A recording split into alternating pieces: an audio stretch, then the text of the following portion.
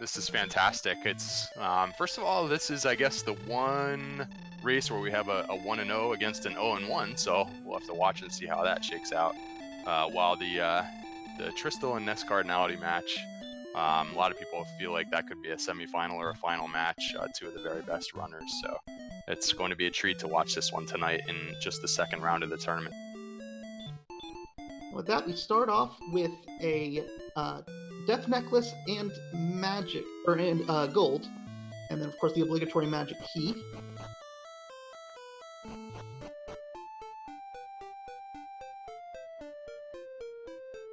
And so we're gonna have to explore the world. So early Death Necklace, when it's this early, there's always the potential that someone might want to go ahead and equip it early, although I think they have a pretty good strength score starting out, so it's less of a concern to get started. You could also sell it very quickly for, I think, about 1,200 gold. If they do want to upgrade to the broadsword, going ahead and selling that to go along with the gold that they started with could be a plan. Early broadsword, get some really good enemy kills under your belt. So some strategy right out of the gate. We'll have to see how all four runners manages this. It looks like while Tristal, the Seawolf, and Dataplet were trying to grind early on, NESCardinality immediately went on exploration and came across Cantlin and has used that starting gold to buy some equipment. It looks like a copper sword and a small shield. Dataplet has now found Cantlin. Let's see if he does something similar. Yeah, so it's interesting to me. They do have, I didn't realize we saw the strength score, actually it was very low. I guess it's a starting strength of 4. So interesting that NESCard decided to go with the copper sword instead of selling the Death Necklace and upgrading to the broadsword. But even a copper sword here is quite a bit of a boost beyond the starting strength score of 4. So that will help him get started right away. Yeah, that's always a hard debate to have at the beginning, because you know there's lots and lots of seeds where you end up just hurting for strength at the end, and it would really hurt to sell the Death Necklace there, but at the same time, if you can do that and drastically increase your speed at the beginning, then it may offset that, so it's hard to know in advance what to do there. And the early experience lead goes to TristalMTG with 2 experience points. But now that they have some weapons, they'll make much better progress here.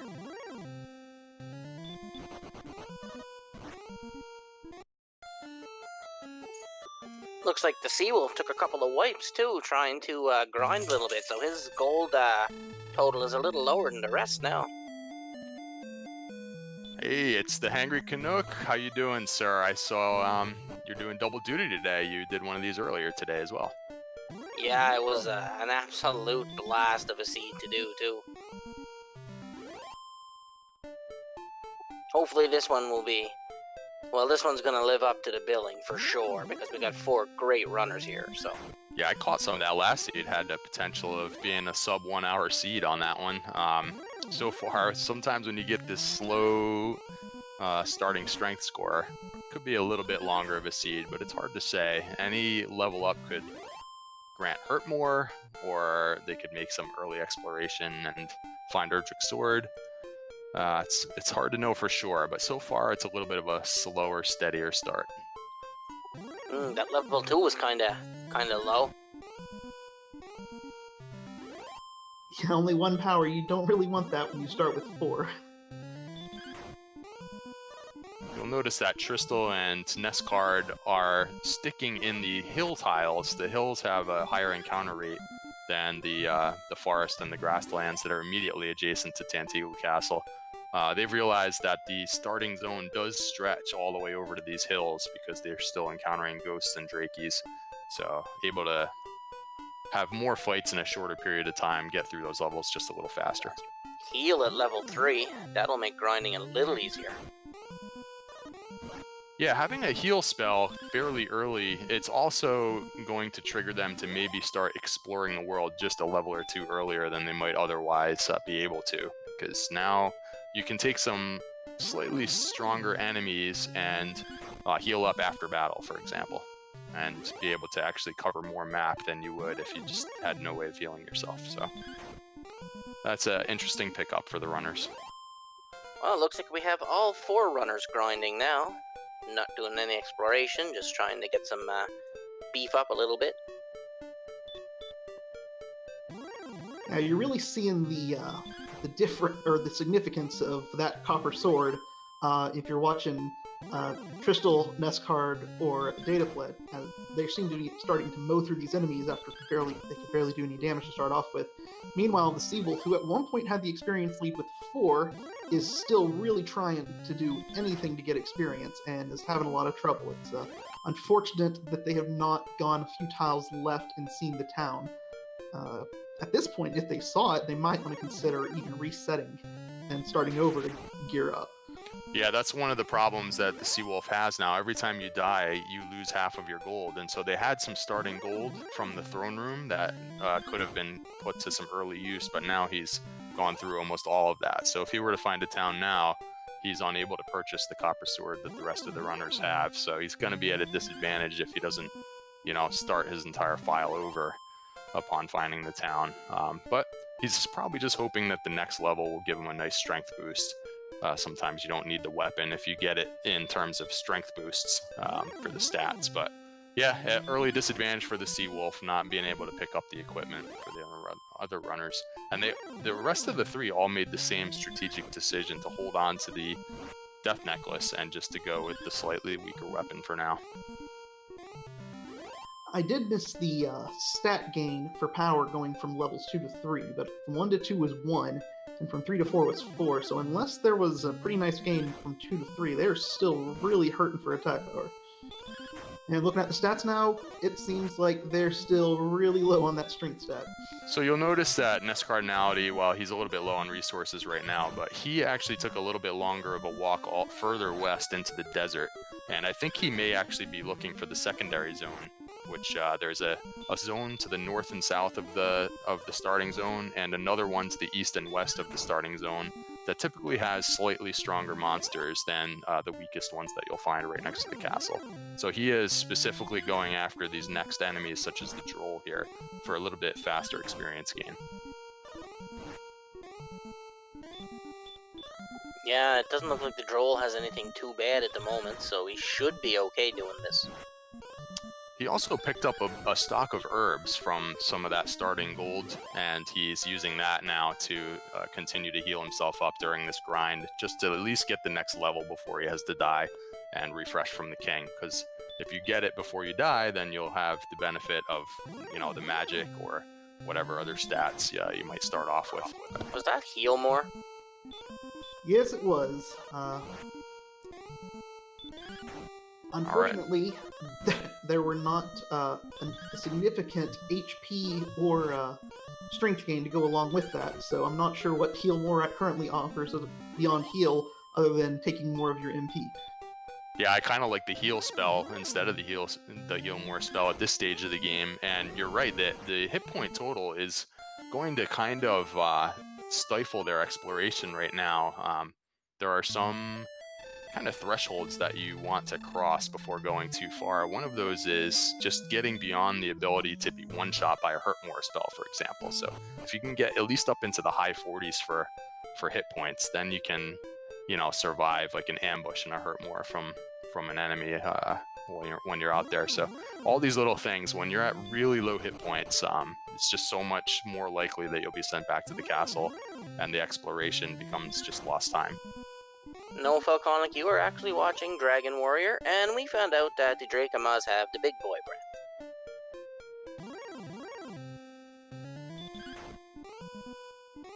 So they might want to avoid the enemy for now. So dataplet having the same strategy as NESCardinality, searching out the same desert zone and finding the same enemy. The Droll seems to be plentiful in that western region.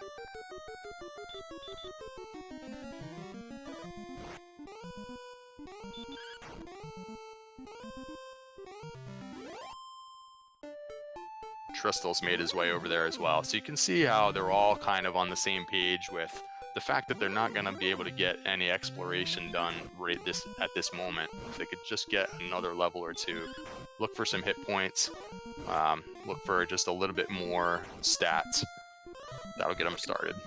they're almost there because they do have healing. So they're looking for an opportunity now. And Tristal looks like he's had enough, and he is going to explore.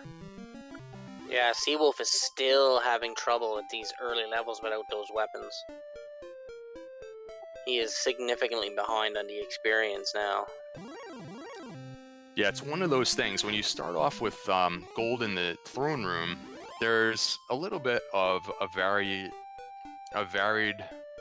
strategies that you can have. A lot of people like to basically ignore that and just start going out and killing enemies quickly, because running around on level 1 trying to find a town can oftentimes just cost you several minutes.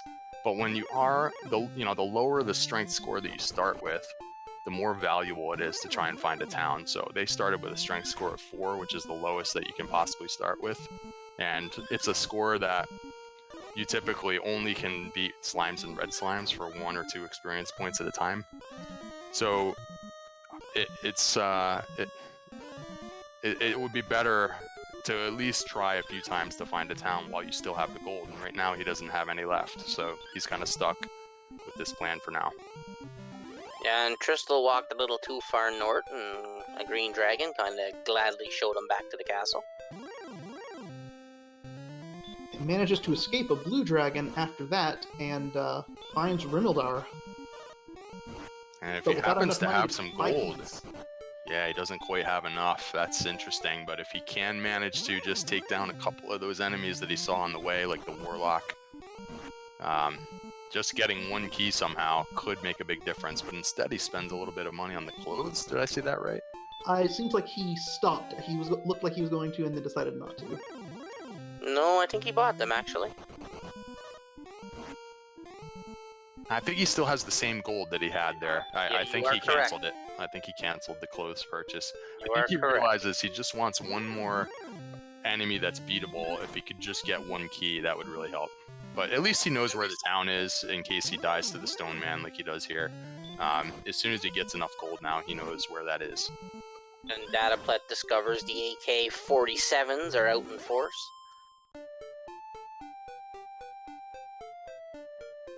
So right now on the top screen, there isn't really an advantage between... The only advantage really is Tristal actually knows where he can get keys. But NES really hasn't stretched out into the world yet to find it.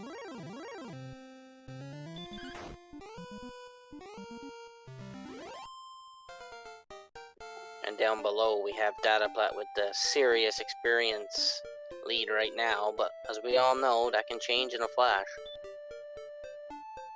Yeah, they're going to be getting the heal spell at level 3, I think it was, so that'll help the Seawolf out a little bit, and if there's a little bit of a strength bump at that level, he can start getting started. If he is at a bit of a disadvantage, but not too far out of the race yet. And a reminder that these are 2 head-to-head matches, even though we're viewing it as a quad here. So the Seawolf, his opponent is Dataplet, so he needs to just kind of stay in range of that opponent. The other 2 on the top screens are in a match against each other. So we have some hurt more. Things are gonna get quick now. And you'll see that immediately gets NESCardinality exploring, getting his exploration on.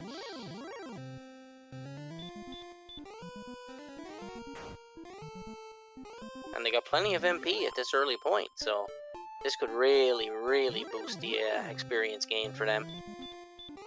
The nice thing for the Seawolf is, even though they're behind, and they're probably going to continue to be behind even after they hit the next level, because even though they'll be able to kill the Drakies at that point, it's still going to be a slow grind. But after that, that's hurtmoring a couple of Axe Knights and caught back up to everybody if you can just manage to hang in there for a little longer. So that hurtmore can really help keep the distance between the Seawolf and the others from growing that much despite the slow start. So Tristal now getting level 6 as well, so just like probably less than a minute behind NESCardinality achieving level 6. They both have Hurtmore now, and it's off to the races. It's a close race on the top. The AK-47s have Hurtmore as well. This is a Hurtmore seed.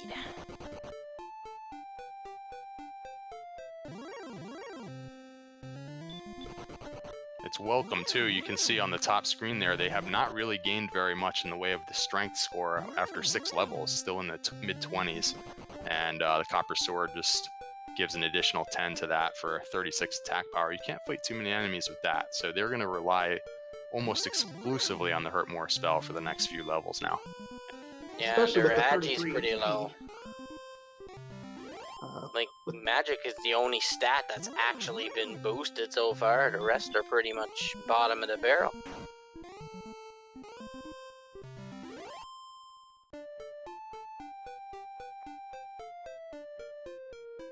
Oh, and Tristal dies trying to take out the blue dragon. That would have been a sweet experience gain for him. And he dies with just enough gold to buy 1 key, a few steps from Rimaldar as well, so that hurts especially badly.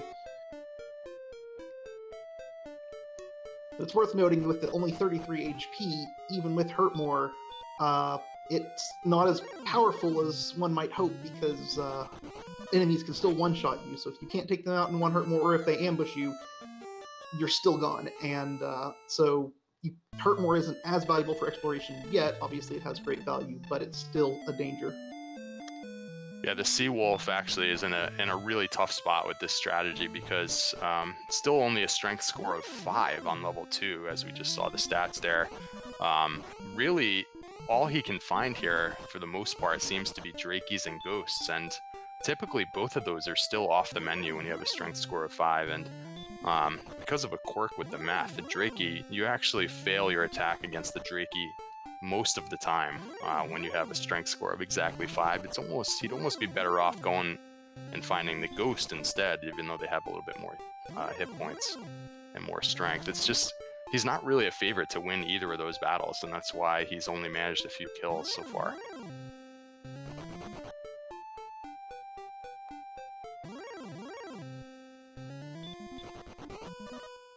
So Tristal's getting the key and immediately returning back to the castle to see what's in the treasury, hoping that there's something that can help with survivability, be that Erdrick Sword or something to allow getting more defense. So did he just buy 1 key then, or did he buy an extra one? I think he only was able to buy 1 key. And Yes, a I'm surprised he token didn't- and Fighter's Ring. Surprised he didn't go with like a little safety save there, although I guess Rimaldar's, close enough where he can just go back there to buy more keys. Well, he's going back here. He must have an extra one, yeah, okay. Yeah, I think he took down an armor. He took down an AK-47 and got some gold before he got there, so he did buy a few extra keys. And there was no gold in the treasury that I noticed.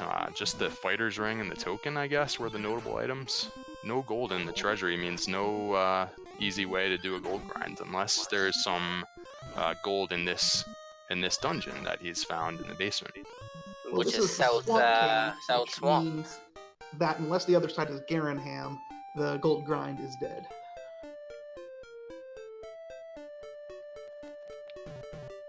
And while Tristal's in there, NESCardinality using Hurt More to his advantage, closing in on level 7 after a couple of more kills.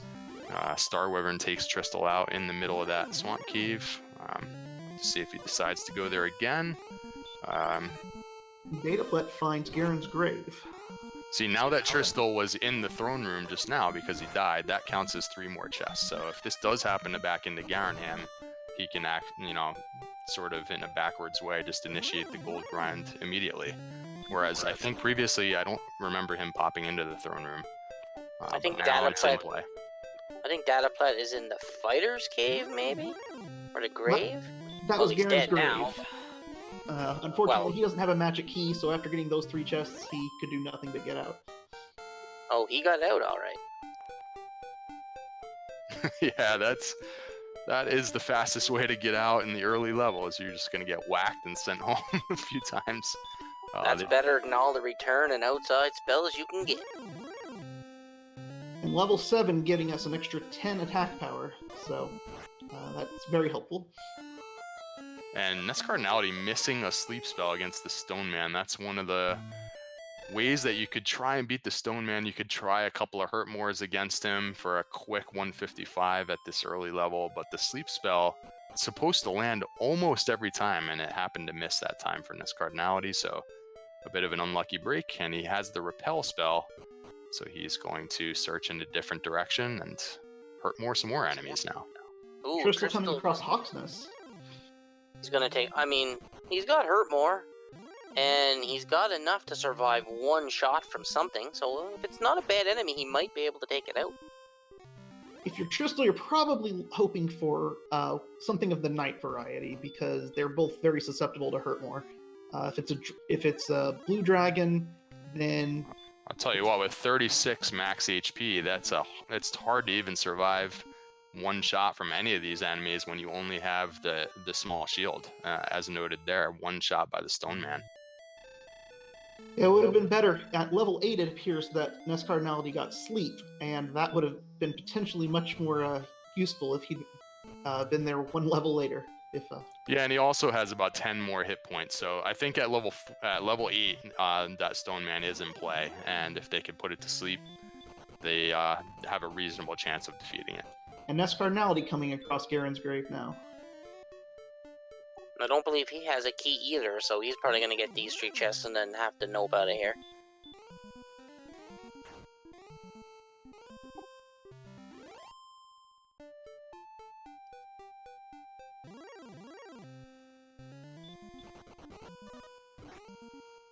And I missed the 3rd chest there, but one of the chests that he found was a cursed belt, and I believe we saw the token in a chest, so for what it's worth, that means the Fairy Flute will be on a search spot in this seed, along with Theurgic's armor.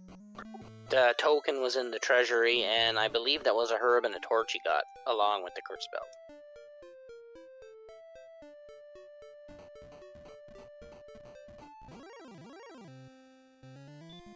So now all the Tristal and NES have now branched out into exploration. It is important to note that the Seawolf has managed to get level 3, which has increased their attack power by enough that taking out Drakies and Ghosts is reasonably trivial, plus the heal spell makes that even more doable. So hopefully the levels start rolling here fairly soon, and with that hurt more, they have a chance to catch up some. Yeah, when he goes a little bit to the west and sees that town, he is going to really be disappointed because he's 22 minutes in now and just now getting to level 3. I think he's going to be worried that his opponent managed to buy a weapon. That golem gave NESCardinality the business. Meanwhile, dataplet landing an excellent move on a metal slime, and that's going to get him up to level 8. Yeah, he's done a nice job. He's keeping up pace pretty well with the top 2 runners in terms of experience. So, you know, hurt more does tend to help in that way, and he's done a nice job of identifying and taking down the enemies that are susceptible to hurt more. Another 64 here from one-shotting the Wyvern. Do you guys like Wyvern or Wyvern? I usually say Wyvern. Everyone else says Wyvern, so I don't know. Always been a Wyvern in my book.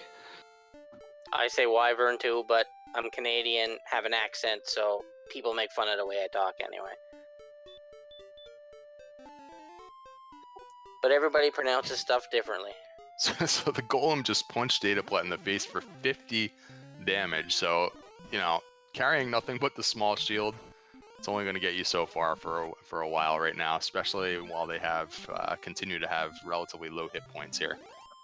Small shield apparently smaller than the golem's fist. Yeah, it's a struggle.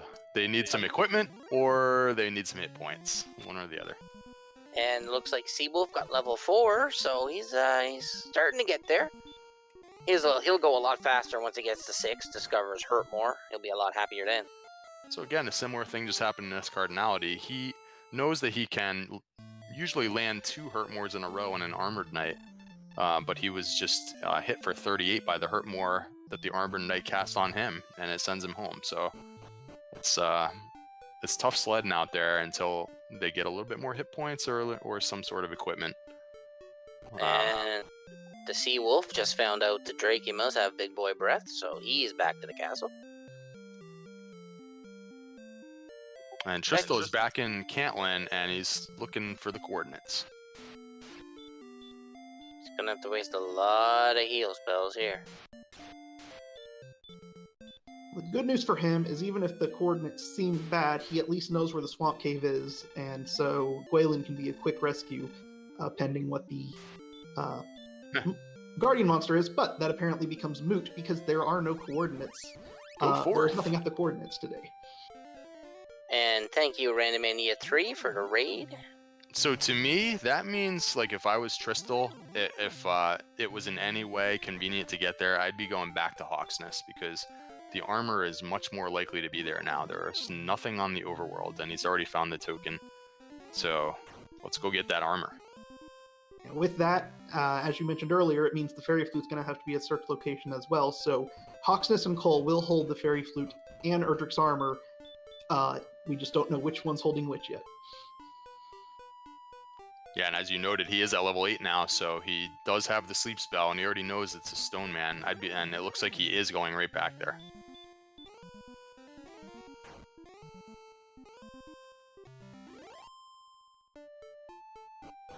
Oh, he's going to be rewarded either way, but we'll see.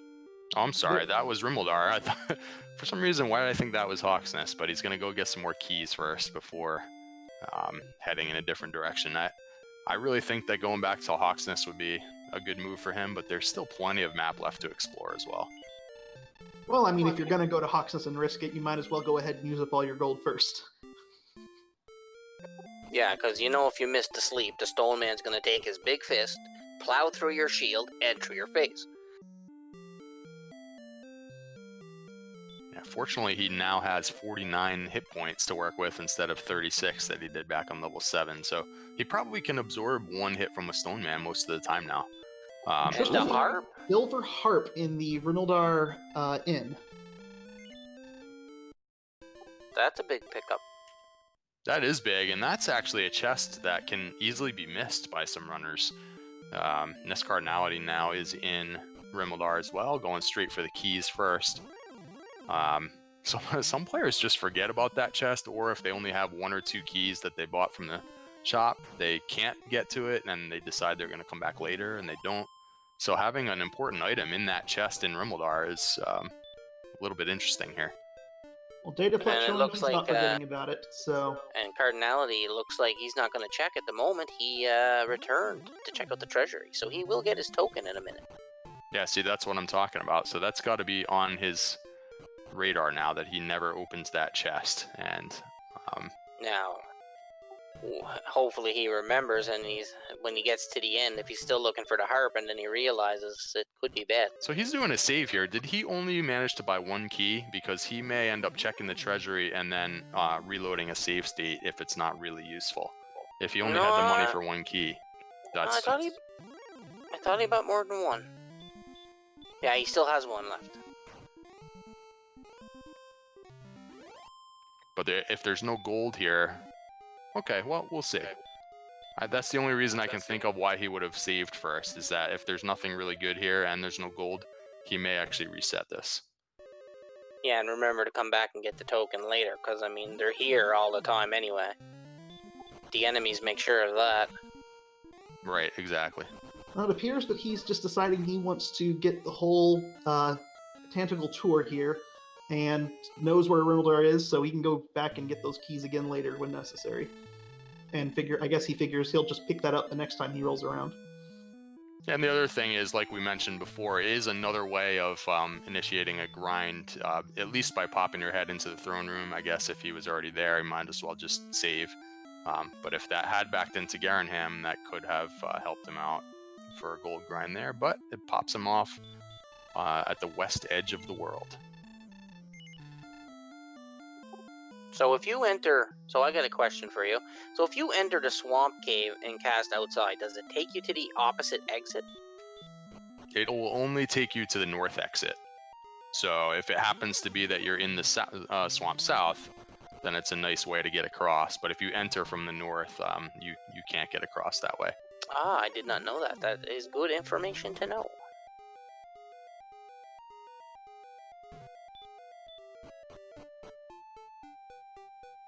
So NESCardinality content to explore the second continent now, finding some pretty decent enemies like the Joel Magi, which go down in 1 hit to the Hurt More spell. Continuing to put together some experience points, and Tristal now is going back to Hawk's Nest for that Stone Man fight. And now he's going back to the castle. That is tough when you get blocked by a golem. They're fairly slow, but their stats are not that great right now, so he must have failed the agility test there, got blocked by the golem, and they hit really hard, so well, unfortunate. We'll have to wait until later to see if the armor's there. He hit him hard enough to one-shot him. Hit him for 50. He's only got 49. And we have our first Fun Police sighting, but the Fun Police, or the Red Dragons, have baby breath, so that could prove to be fairly useful later on in the game when they start having to fight them in Sharlock. Yeah, particularly when you have Erdrick's armor equipped, the fire damage takes even less damage off of you, so that would be preferable to just getting an attack from a Red Dragon because they're very strong. So yeah, anytime you can make a note of what a Sharlock enemy has for abilities while you're happening to bump into them in the overworld, that's really good to just remember that for later, such as the Blue Dragon having sleep here. You're going to want to remember that and make note. If you see a lot of them in Sharlock, it could be a problem. And the Seawolf has got level 5, and it looks like he's going to start to explore the world a little bit more now. So now I think I understand what Happy Feet means from Smashy in chat, yes. Apparently the Blue Dragons have sleep. I think that's what he's referring to. And that is kind of bad news for later, but we'll cross that bridge when we get to it. Looks like Cardinality's restocking on keys. We'll see if he'll check the chest in Rimdalar this time. And there's the fun ruckers right there. Managing to get away from the golem this time, and is going to be able to get his harp. Meanwhile, the Seawolf is gearing up a little bit more. Yeah, having just purchased the clothes, and I'm not sure what else it was. And one thing that a lot of players forget to do when you do have one of these seeds where you're kind of at an iffy hit point total for several levels, like they're in the 40s and 50s, really you have to remind yourself to really top off your hit points with like the heal spell after basically every battle, because if you do happen to run into a golem, you want to be able to take one hit. You don't want to get in that situation where you can just get one shot if you happen to run into a really strong enemy. So sometimes people just want to move on with what they're doing. They forget to heal back up, and then they get ambushed by something that's really strong. So we do have the Stone Man fight for dataplet. We're going to maybe get to see what's here in the search spot. He's YOLO hurt-mooring it, though. Yeah, that's a good play because they really can't fight them with their equipment and their stats right now. It's about 50-50 to land their hurt more. You pretty much have to land 2 of them. And he does. And it's the flute. So now we know that the armor is in call. When we're talking about the low HP totals, one potentially interesting play would be we've got the Swamp Cave right there by Tentacle Castle, to check out that spike tile and see if there's an Axe Knight there that you could potentially grind to get a few more levels, making overworld exploration significantly easier, which hopefully allows you to explore faster than your opponents can. Yeah, you know what? With how easy it is to get to the Swamp Cave, I like that idea as well, because something like an Axe Knight, you can certainly take one shot from an Axe Knight if something, if the hurt more is not quite enough to get him in one go there. So yeah, that would be great if they could find an enemy like that there, but so far the only spike tile we've seen is the one in Hawk's Nest, and the Stone Man is usually not exactly what you want for a grind. It's a little bit of a slow fight. And Dataplet is the first of our runners to reach level 10. He has taken the experience lead. Getting 10 hit points and magic points in that level, so that's going to help with the exploration a little bit more as well.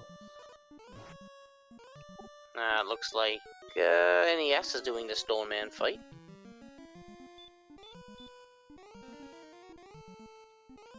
They've been a little bit gold-starved in this seed. Not a lot of gold chests being opened by the players. There wasn't any gold in the treasury.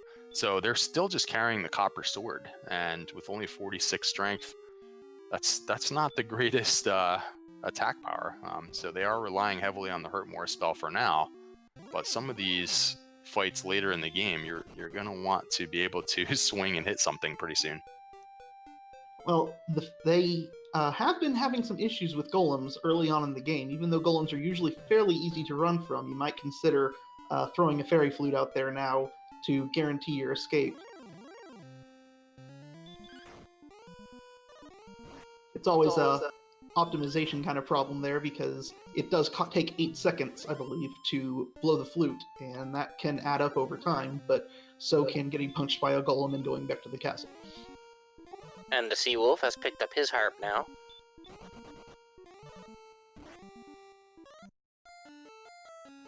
Looks like he bought enough keys to head to the treasury, so he should get his token as well. So he's catching up on items. Once he gets Hurt More at level 6, he could make it interesting in the experience category too.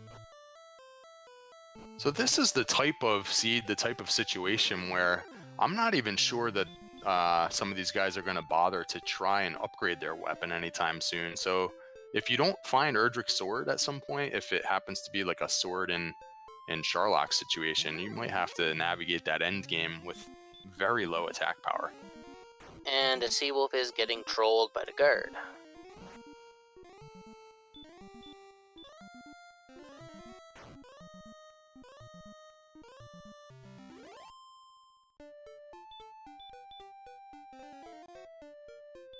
So it looks like Dataplet may be headed for Garen's grave again, now that he has keys and some better stats than before.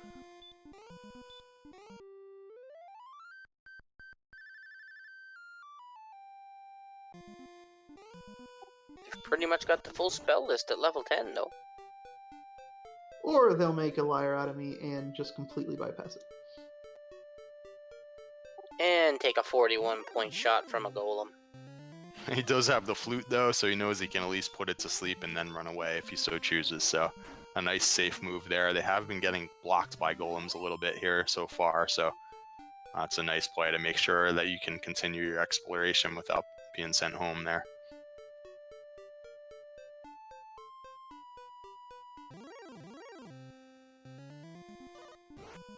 Every once in a while, that fairy flute does come in handy. So, 3 of our runners have picked that up in Hawk's Nest now, so if they happen to be in that situation, they can pull that out and rescue themselves. Yeah, it's worth the 8 seconds to prevent the 2 minutes of walking back to where they smashed you at.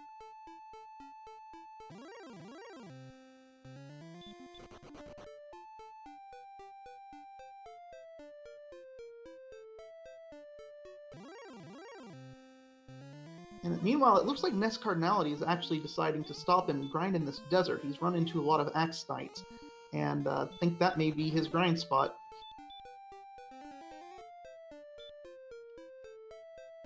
It's not a bad idea. They're easy. They go down in 1 Hurt More, and they do give good experience. So that's 9 more hit points for NESCardinality, and making it that much easier. Almost at the threshold now where he can survive a surprise Dragonlord 2 Breath from an enemy. We haven't seen that a whole lot in this seed, but you know, if you haven't seen a monster before, you're always a little bit worried that they have that ability. So it's nice to be able to top off your hit points above 72. Looks like he has about 71 for a max right now, so almost there. Still a very small strength gain on that level, so it's going to be tough, even with our sword at this point, to do a whole lot. Yeah, you can see there, even he encounters the Stone Man, and even on level 10, he goes with the sleep spell, but he's going with the sleep run technique, where you have a better chance of landing a sleep spell than you do of just straight up running away. Of course, there he misses a sleep spell on a Stone Man, but he has decided that fighting a Stone Man right now is just not in the cards. They don't have the strength, they don't have the equipment, and wasting several Hurt Mores to try and take one down while you're just walking around in the overworld is just not in play right now. And there's the Blue Dragon, also has Dragonlord Breath, so the Wombo combo is in play from the Blue Dragon. Sleep and Dragonlord 2 Breath. Watch out. Well, that's one trap tile they won't be grinding on. Although, if you could land a stop spell, it would be a pretty easy fight, because I think they tend to cast sleep a lot. Yeah, but that Dragon Lord 2 breath can still put a kink in your plans there.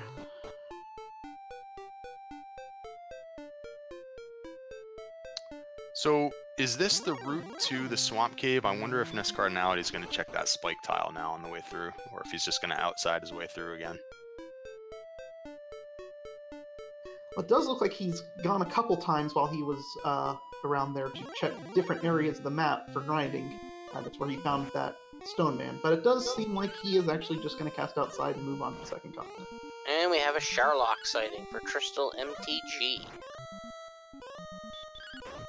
Always nice to know where that is. It's one of the things that you're going to have to find eventually if you want to finish the game. So now he knows where that is, along with they're going to need... There are 2 caves out there where they're going to need to trade in their quest items. I don't know if we've seen them both yet. Do you recall, Tilo? We have not seen the Mountain Cave yet, as far as I'm aware. So I'm talking more about like the Jerk Cave and like the Staff of Rain Cave. They're going to need those at some point. I don't recall having seen either of those yet. We have found Motel 6, though.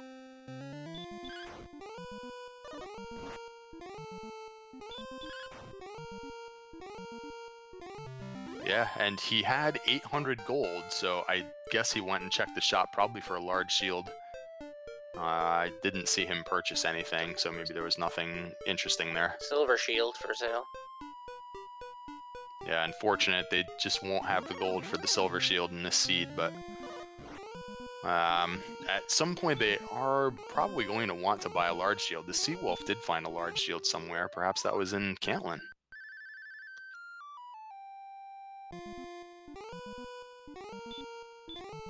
Speaking of Cantlin, that's where the Seawolf is now. To me, once you get hurt more, that's where I like to spend my money, especially when you don't have a gold grind available. I like to try and get that large shield out of the way, because you're going to have that for the rest of the game. And whereas if they do happen to find their sword somewhere, that replaces whatever weapon you might have bought. And of course, at some point, they're going to find Erdrick's armor as well. Tristal has found the Jerk, affectionately known as the Jerk, because if you do talk to him without Erdrick's token, he will forcefully kick you out of his cave. So he's... Let's see now. He was in a tough spot, it looked like, because I think he had gotten ambushed, so he had to heal back up. But he managed to land a stop spell, that's right. So he does take that down. It's a pretty good experience when you can get him. Seawolf's going to be disappointed to find out that there's no coordinates. See, right now, if you could enter that Armored Knight battle with full health and it doesn't ambush you, you can just land 2 hurt mores on it, and then it's a nice fight. But oftentimes, they do ambush you and get that first hit in, and now your HP falls below that threshold, and you're not going to be able to survive a hit, so it's a little bit nasty when that happens. So we are 43 minutes in, and they're still looking for the stones and the Staff of Rain Cave. And Erdrick's armor, they're going to need to find the town of Cole somewhere. We know that the armor is just sitting there for all of our players. This is turning out to be a bit more of a slower seed. Yeah, so far it seems like the players haven't found all the locations. I haven't seen Sharlock or either of the Shrine Caves for NESCardinality yet.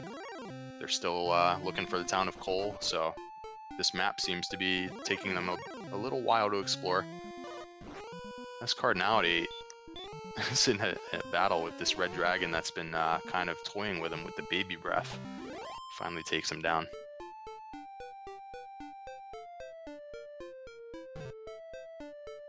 Yeah, that can be one of the more maddening things to deal with the red dragons with baby breath, because you keep trying, because they give you so many more chances to run, and yet they're so hard to run from, it's just like a slow death. Yeah, remember, all of our runners are on a strength HP seed tonight, so that agility score will have a slight penalty, and I don't think they have the greatest agility growth right now. A lot of these endgame monsters are just not going to let them run away very easily. Tristal falling to the Wombo combo.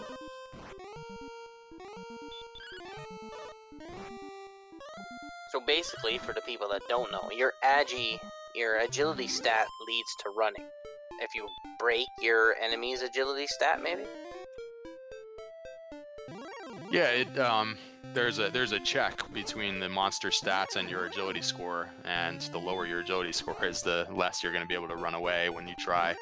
And right now, an agility score of 44 is pretty well below average for level 11. They're going to want that to get up into the 70s and 80s at least by the time they finish the game. So looks like several more levels left to go. Their strength score is very low as well.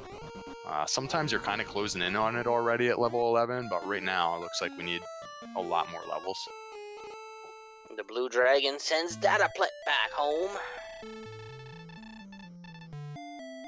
And the next monster that the Sea Wolf kills will get them, this slime right here, will get them level 6 and hurt more, and so that should get them running.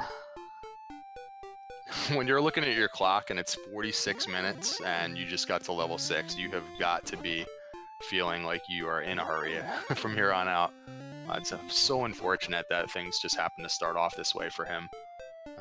Just the early level 1 decisions just didn't work out for him. Perfectly reasonable strategy that he used, and it just didn't work out in comparison to what the other 3 runners did.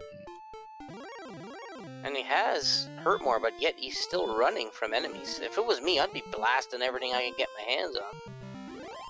Yeah, he probably wants to find a nice juicy one with just a little bit of MP that he has. Just doesn't want to waste it on a magician or a scorpion. But yeah, I agree. You want to get started now as soon as possible.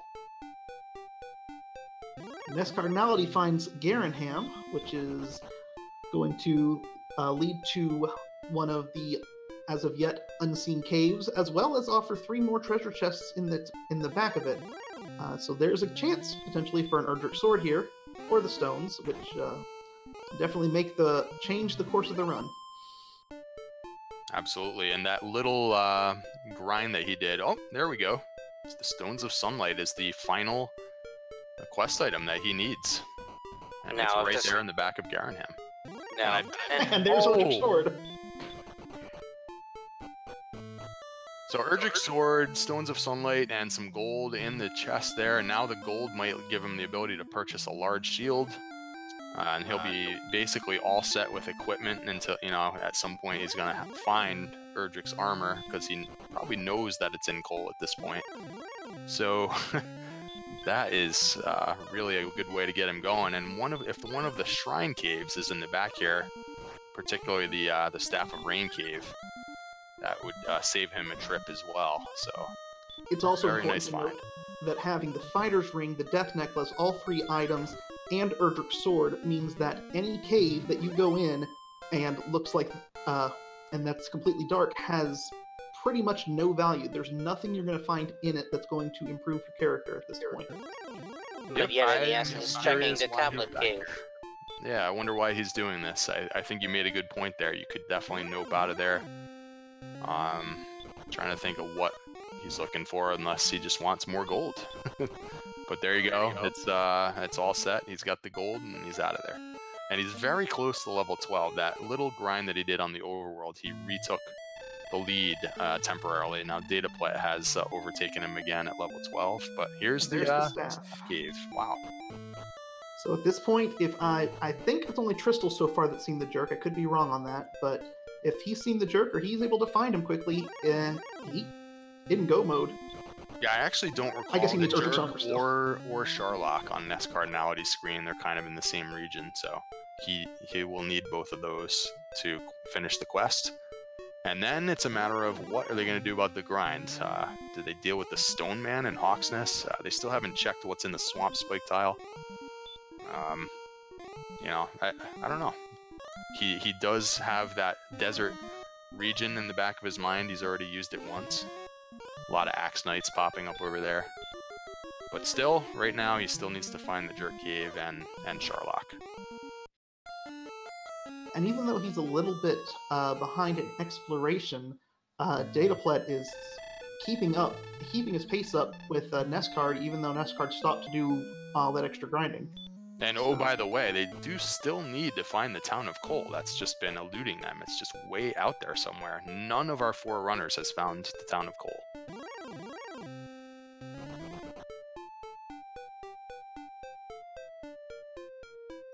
NESCard just found Sherlock.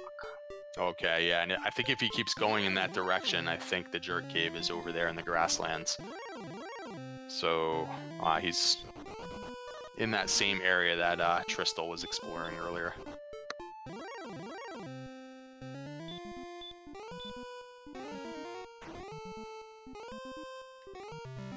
One of the things when it comes to exploration, NESCardinality is very strong because he draws these detailed maps while he plays, and somehow it doesn't slow him down. He manages to move and draw at the same time, and so he will, for the most part, never really go over the same area twice unless he's going to a certain destination in particular. He's very efficient about covering the map, and here is a hidden little town way off in the corner.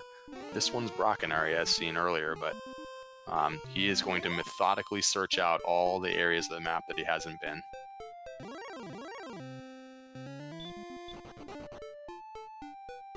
Yeah, I agree with up to NG. It's gonna be where they decide to grind is probably gonna be important at this point in time. And Tristal putting the golem to sleep and running away, so they're all having some difficulties still with these endgame enemies. Another blue dragon, exactly not what you want to see. He is going to try and hurt more, the blue dragon. He can usually take 1 Dragon Lord Breath to the face, which he does there, and he's just going to go for the double hurt more. It's like a YOLO strategy on a blue dragon that has the Wombo combo, but he lands 2 in a row, about a 25% chance or so of that happening, give or take, and that is level 12 for Tristal. Wow. Here's Jerk Cave. Sherlock dive, I wonder? We still gotta find the town of Cole, or that Sherlock dive's gonna hurt really badly.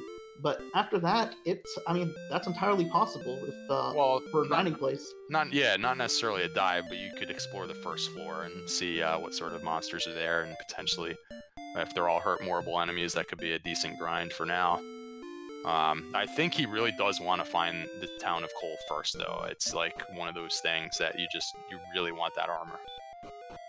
Important to note that dataplet has also found Garenham and found the last of his important items, and so now should only be on a search for the staff and jerk caves, and will be in and the town of Cole, and will be in go mode. Yeah, I haven't noticed if dataplet has come across those 2 caves yet or not in his travels, but here's Sherlock, so he's going the right way, at least for the jerk cave. I think that the staff cave was relatively close to Garenham, which I thought he was just there if he has the stones, right? So, he may have walked in a different direction. And the Seawolf is currently exploring Garen's grave blind, hoping to, I guess, grind and get those last 2 chests, hoping they're going to turn out something. And it's probably a decent move on his part, because that's a a play that's very unlikely to happen with the rest of the players. If you think other players have gotten ahead of you but managed to get there before getting the key, going back to get those bottom 2 chests in Garen's grave is probably going to be the last thing on their mind. So if you can dive there and find something of value, that can really help make up the time that you've lost in the early grind. And I was going to say, I really was hoping for his sake that he could have beaten that metal slime that he just ran into. Just about would have doubled his experience total. Unfortunately, as they often are, was just teasing and it ran away.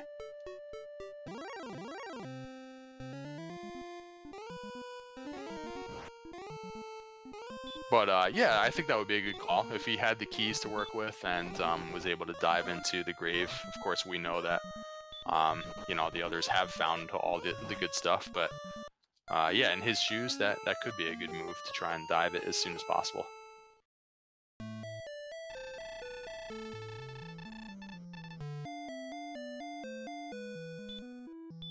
Tristal has found Garanham and has geared himself up accordingly, so is in the same boat as everybody else. I don't think he's found the Staff Cave yet either, but we do know that he's found the Jerk. Yeah, so NESCardinality has a pretty clear slight advantage now over TristalMTG, as Tristal does walk north to find the Staff Cave. It was north of Garanham. It looks like dataplet must have not walked in that direction upon exiting Garanham. But yeah, meanwhile, NESCardinality has a little bit over a 1,000 experience lead over Tristal at this point, and they have basically all the same stuff. If for some reason it takes a really long time for NESCardinality to find the town of Cole, that could allow them to catch up, but I don't see that happening with how efficient NESCardinality explores maps.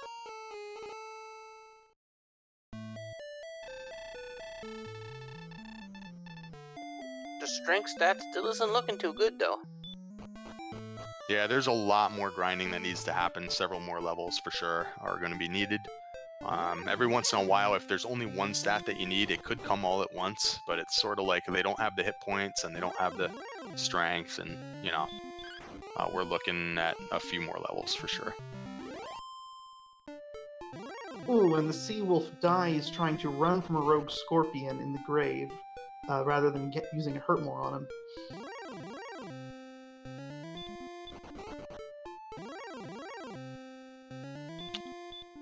Yeah, it's incredible what that bottom race has turned out to be so one-sided, just because of that inability of the Sea Wolf to find the town on level 1 with gold in hand.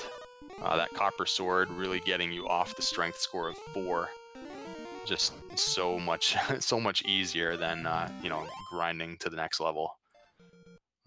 So that's a shame that it's happened to work out that way on that race. Reminds me of the race that I just had. There was an opportunity to do a level 1 gold grind, which happens when you get 2 keys in the starting room, and my opponent just chose not to do that, and it put him way behind. So sometimes those things in the first minute of the game can really set the tone. Melee Wizard pointing out that the Sea Wolf had gotten stop spelled by the Rogue Scorpion, which is why he was opting to run. So, just very unfortunate in that scenario. Sea Wolf has reached level 8, which is when they learn Sleep, and they gain a few more hit points, so hopefully that will help him traverse these dungeons a little bit easier.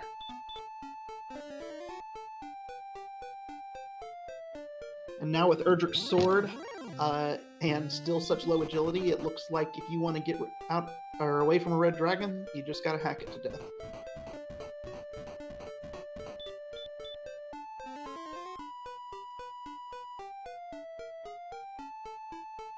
And Tristal is attempting to do just that. He is going to try and tank his way through this red dragon, which would be 255 experience, which isn't too bad. It's going to take a lot of attacks, though, because, as you said, their attack power isn't really that high, despite the fact that they do have Erdrick's sword now.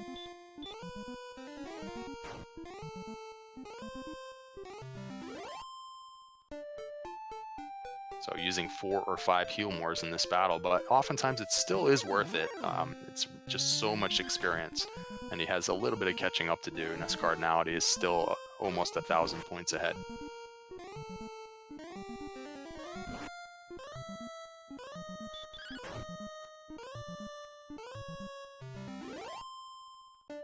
And I believe Tristal just came across a cave we haven't seen before, but as we mentioned before, there's no point in exploring anything, so that's probably either bonus or mountain cave, and yeah, it's just gonna stay a mystery. Where is that town of Cole? We are an hour into the seed, at which point runners like Tristal and NESCardinality are often heading to the Dragon Lord, and they still haven't found one of the towns that's sitting there on the map somewhere. This has been a large and fairly difficult map for them to navigate.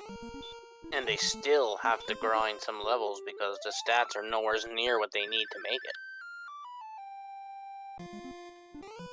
Yeah, but whichever one of them finds the armor, it'll make that grind that much easier, and it will allow them to concentrate on the grind rather than exploration. So if Tristal happens to find it several minutes before NESCardinality, that could turn out to be a pretty close race. And dataplet has found his staff cave, and so is in the same level of go mode. Well, is about to be in the same level of go mode as both Tristal and NESCard. Yeah, he walked directly over for the Rainbow Drop Cave. I think he had already seen it, so he's going to just get those 2 tasks out of the way. But no Cole. Cole has disappeared.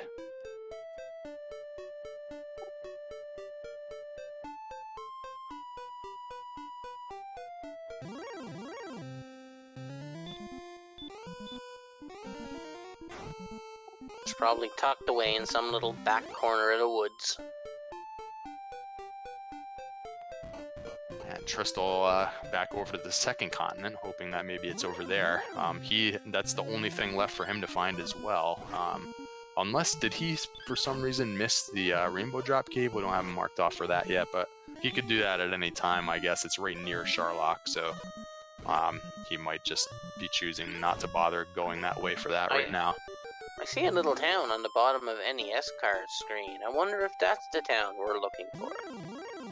Oh, across the water there on the edge of a... Wow, yeah, that is tucked away pretty much. I don't remember seeing that. I believe we have seen that. I believe that one is... goodness, brain escaping me now. I know we've seen it. I'm missing the town. Well, Rimmeldar was up on a coast, but there was a little bit of swamp there. It didn't quite look like that. That's Garanham. Oh, Garanham? Okay. So in other words, this is not the town you're looking for. Exactly. Move along. Which, if the Sea Wolf manages to find Cole out here on the second continent, is exactly what he's going to be saying. Clearly a Star Wars reference in there somewhere. That's awesome. But he is moving along. He's attempting to cover the rest of the map. Trust me, NESCardinality does draw these maps very detailed. He knows which little crevices he has not yet been into to search fully. So you won't see him kind of just wandering around. He's going with purpose. That golem's swinging with purpose on Tristal's side. Oh, and do we have a Cole sighting on NESCardinality's screen? There is some sound that he seems to be intent on getting to. And both he and Tristal using the flute to just do like a sleep run. It's just, he just can't get there. Every step is something. The Demon Knight, and look how low the resources are. Oh, he goes with the heal spell just in case. Oh my goodness, he has to... Oh no! But he at least knows exactly where he's headed to, and so can rapidly get back there. There's just not much you can do against the Demon Knight, too. It's so frustrating. The Hurt Mord does not work at all. Sleep doesn't work at all. He has all these spells at his disposal. He used his last 4 MP to just try out like a heal spell just in case, you know, the Demon Knight maybe had stop spell or something that would give him a reprieve. But he had one chance to run away, and as we noted, they're not running away from monsters very easily in this seed. Their agility score just hasn't really been up to par.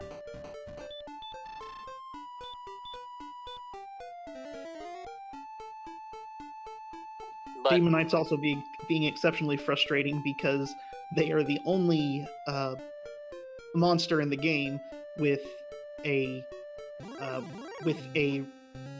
dodge that more than 6 out of 64 chance of dodge. So they dodge about 1/4 of attacks on them, and that can make it iffy to just try to hack away at them as well. Yeah, oftentimes when you're at this stage of the game with the Erdrick Sword, a lot of times you can almost count on one-shotting a Demon Knight, but their strength score is not very good right now either, and I think he realized that it was very unlikely for him to be able to just attack and to take it down, so he was trying to figure out some other way, and he decided that running was the highest percentage play, and it just didn't work out. I don't know where Tristal was, but some stone man just punched him in the face. Well, the Sea Wolf hopefully about to find his fairy flute. Yeah, there are a lot of difficult monsters all over the overworld, and you know, their stats have not been that great, so these guys are kind of making it look easy. I think that this could be like, for a lot of casual runners of Randomizer, this could be like a 2-hour seed. it's one of those where you could expect to just be sent back to the castle constantly. And they have been sent back quite a bit, but they are making a lot of good tactical decisions and avoiding that for the most part. But the more that happens, the more you just wonder if it's just like anyone's race, just who happens to get the wrong encounters, like NESCardinality with the Wombo combo here. And now he's got to start over again. And dataplet actually being the first person to find Erdrick's armor, while the Seawolf manages to get his fairy flute. So it's trying its best to make up the significant ground. Yeah, dataplet has a shot actually to beat both of the runners on the top screen. He's got everything he needs. He's literally in go mode in terms of grinding and going. And he's back at Tanteagle. I wonder if he's going to check and see what's on the spike tile in the Swamp Cave, which is right in the basement here in Tanteagle Castle. It wouldn't be a bad idea because they really don't have a great attack score. So if it's something like an Axe Knight, you can one shot with a hurt more. Yeah, that makes the Stone Man just kind of miserable when you can't really attack it with your sword. It's just like a miserable grind. So yep, there he goes, going for it, and I expect that he's going to check that spike tile now. What's really nice about the Swamp Cave being in the back of Tanteagle Castle is that if you find a monster you want to grind there, that it's a really fast reset because you can literally just let them kill you once you run out of resources. You'll get completely refilled and be just a few steps away from being able to go right back in. Even the key that you have to open to get to the cave will still be open. And so you can just wander right back in, and it's a really fast a refill of resources. But with Stone Man, probably not going to happen. So now we have like some decisions because he has the rainbow drop. It may be worthwhile in this kind of a case to just go to the first floor of Sharlock and see if there are some hurt-moreable enemies in there. This Stone Man grind is going to be slow. He's sticking with it at least for one fight, maybe hoping that it'll stay asleep a lot for him, but if you're not going to go with the hurt mores against him, which only works half the time, and you need multiple hurt mores anyway, and you're just going to try and maybe 5-shot or 6-shot a Stone Man every time, and maybe have to heal more in between. These are slow fights, and they're only worth 155. I don't know. I'm not sure that it might not be a better idea to just head towards Sharlock. But the downside is that it's not that easy to even get to Sharlock. The overworld is just full of nasty enemies, and so it's, you know, as you said, this is a convenient spot, being right next to Tanteagle, so we'll stay. So far, he's sticking with it. And there is NESCard earlier did find that spot in the desert that just seemed to be loaded with Axe Knights. And so knowing where that is, and having had the opportunity to grind it enough to know that it's a reasonable grind spot, it might be where he ends up going to get his levels, and we'll see if he can just continue to gain on this experience lead by finding that nice grind spot. Yeah, every once in a while that turns out to actually be the best play, and it's really rare, but that might be the right play. Desert tiles, I think, are slightly better encounter rate than the brick tiles in Sharlock, although I guess they might be the same, but I think the desert is even more of an encounter rate. And it just depends how good that zone is, because one thing you could do is repel away some of the weaker monsters that are there, and just, you know, if there are 2 or 3 different types of very strong monsters, that could be the best play. Also of note, these blue dragons with Sleep and Dragon Lord 2 Breath and a reasonably high ambush rate may make also make Sharlock not advisable for grinding, because any encounter could have to make you go all the way back to the castle. So if you can find a good outer world grind zone that doesn't have blue dragons in it, that may very well be the best option at this point. Yeah, I agree, although they just don't know what's in the first floor of Sharlock yet, so if it was convenient to get to and you could just check it out and see if the blue dragon's in there, you know, if it's not in there, it could be a good spot, but it may not be that easy for them to just get to Sharlock, so May we finally see Cole? It's kind of a decision they have here for the grind. He finally made it.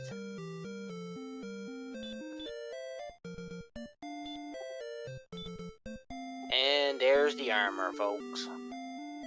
Alright, advantage NESCardinality as Tristal still has to find and acquire that armor and make up over a 1,000 experience deficit. So I am interested to see what NESCardinality is going to do about this grind. I wonder if he will too check the swamp tile out. Looks like he's heading that way.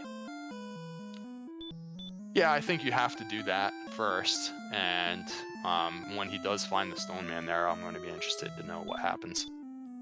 Seeds like this are always fun, especially when you can watch 4 players do them, because everybody's decision on how to grind in something where there's not a clear grind zone is often very different. It's interesting to see how different people approach grinding. Now, what I've seen on NESCardinality screen is he's got herbs, and then underneath the herbs is the Death Necklace. And you're so used to going for keys, I mean, you could almost mistakenly equip the Death Necklace now. I have done that before. It is possible. Just a little menuing mistake. That could throw a wrench into the works, as their HP total is a bit low, and Brockenary is not that convenient to get to. But here we are. We have a Stone Man for NESCardinality. I'm curious after he beats the first one here if he's going to stay here. He's doing a pretty good amount of damage to the Stone Man. I guess it's not as terrible as it would have been a couple of levels ago. So Dataplet just finally ran out of resources and decided to escape the cave rather than take the death. I don't know if that's because he's intending on going elsewhere, or if he just hadn't thought about the idea of using the Death Warp as a quick resource refill. It looks like he's leaving, so he's decided the Stonemen aren't worth the time. Looks like Cardinality is just going to run out his resources on a grind here and probably move on too.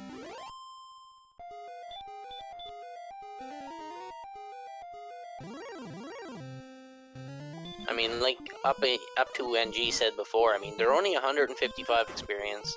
They take 4 shots. You have to heal more in between. It's almost not worth it. So I suppose it might be a good time to look at the stats again if we have those available, but I think we're a couple of levels away still for NESCardinality, just based on what kind of damage he's doing. Yeah, only 111 attack power for having the Erdrick Sword already. That's a bit low, and that makes it so that Stone Men often take 4 or 5 attacks to be victorious. I mean, only with so a far he's sticking with max of 84. I mean, that's not enough to take 2 shots yet. Occasionally in this situation, I like to, if it just seems awful grinding out there, I like to take my chances and see if I can make a dive down to the basement of Sharlock and grind on that enemy. But with these stats, with 84 HP, 57 agility, yeah, that's out of the question. Particularly, it's the agility that would be a problem there. And remember, they only have a large shield as well, so they want more agility at this point for sure. And with 68 defense right now, Dragon Lord 2 can do something like 54 damage. But, yep. Yeah, they need wreck setups your everywhere. stuff.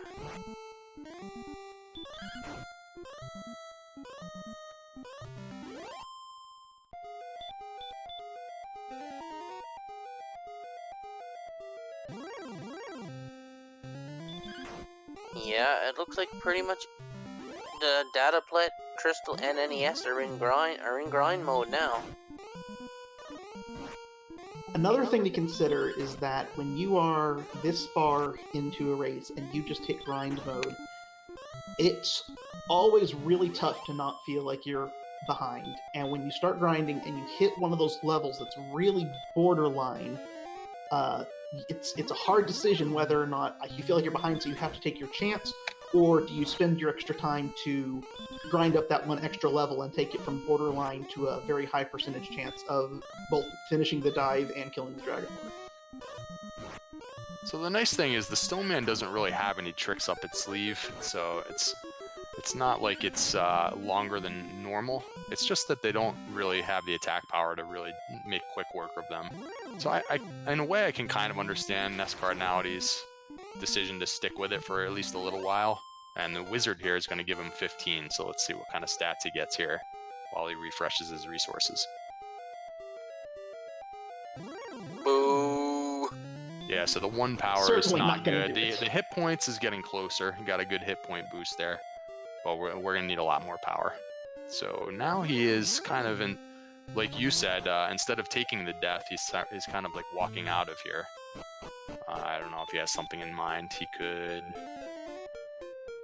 Looks like dataplet is going to make the Sherlock play.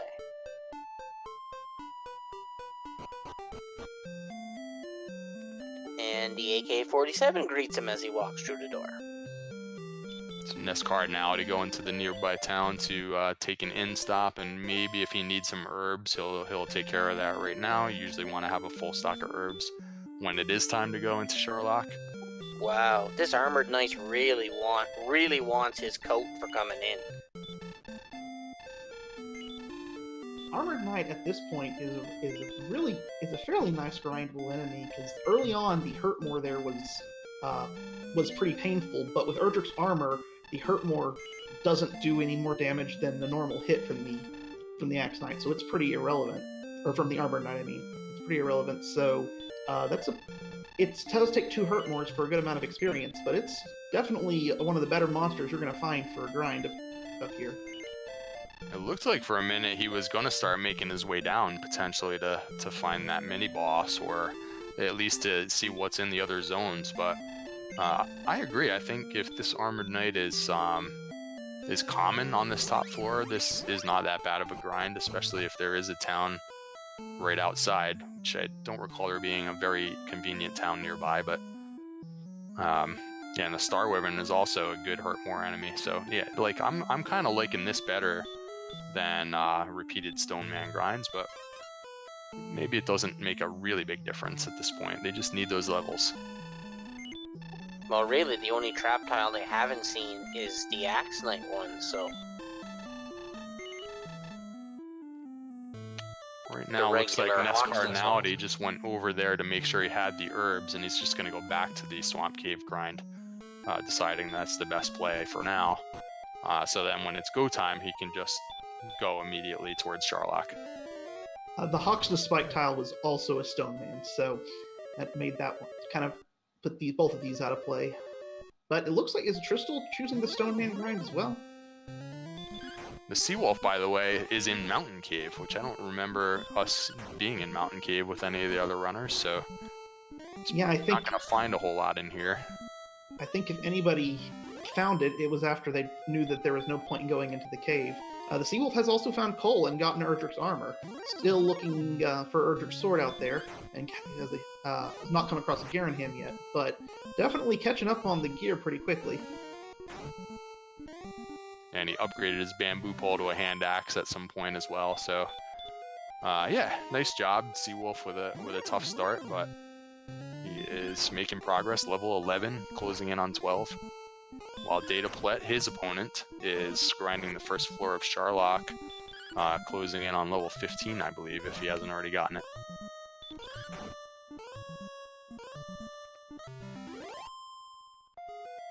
And at some point, he may want to actually try to fight these golems if they don't have any special abilities. He's using the Fairy Flute here. So they're worth 255 each. That's almost 2 Stonemen right there. So they pack a punch, but we're in the end game now. We got the armor, and yeah, and he is going after the golems. So they're Armored Knights, Star Wyvern, Golem.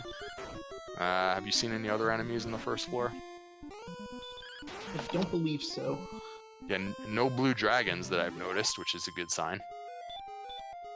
There are up to 5 enemies in every zone. There are technically 5 enemies, but you could duplicate, so it doesn't always look like there's 5. And so far we found at least 3 of them. What you'd love to see is like a wizard and a werewolf next. Know that there is no chance of running into a blue dragon here. Yeah, at least not on the top floor. There are 3 different zones as you dive deeper into Sherlock. We could have plenty of blue dragons down below waiting for him with the Wombo combo and the low agility scores that they still have. But, you know, so far so good. Armored Knights are not going to be easy for them to run into if they happen to be 40% in this zone, which it looks like they are. That could be a problem trying to conserve your MP when you run into a lot of Armored Knights, but yeah. It's a nice grind spot right now, seemingly. Golems, Armored Knights, Star Wyvern so far. I kind of like it. So right now, we're pretty much stuck in grind mode, except for the Seawolf, who has still got some exploration to do.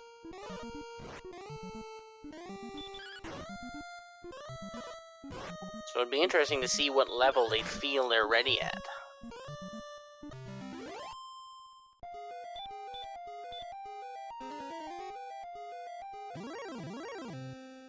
But unless they get some strength gains, they're not going anywhere for a while.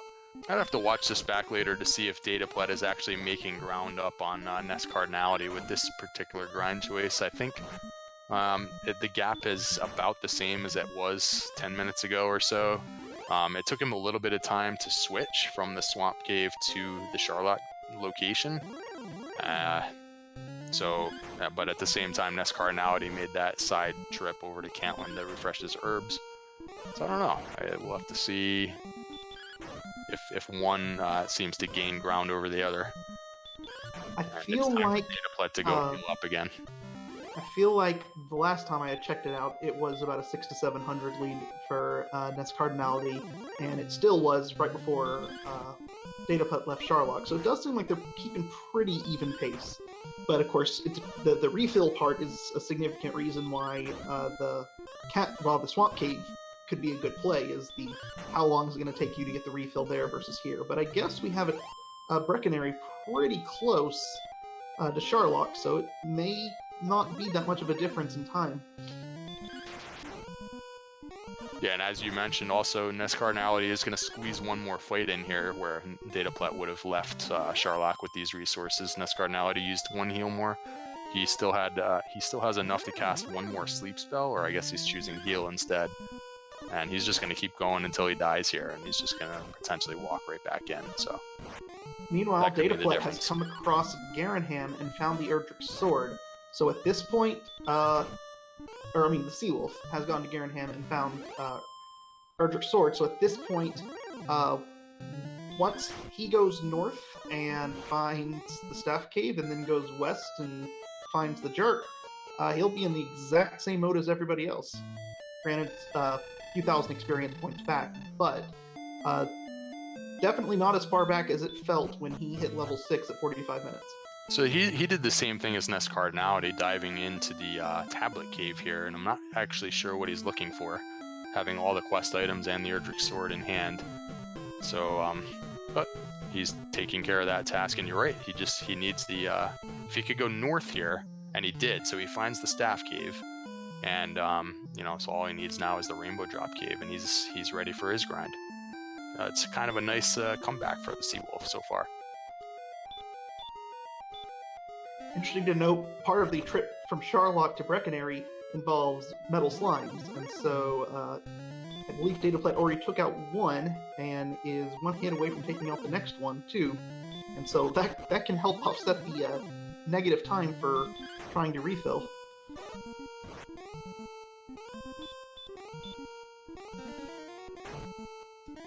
Dataplet grabs a metal slime, and he's kind of like sticking around in this desert area with the wyvern and the metal slime. Maybe he was hoping to get another one, but the gap has kind of stayed where it is with NESCardinality on the Stoneman grind. Wonder how long he'll sit here and try to grind at this little area, because there's two monsters he's wanting to run from, and then of course the metal slime is far from a sure thing.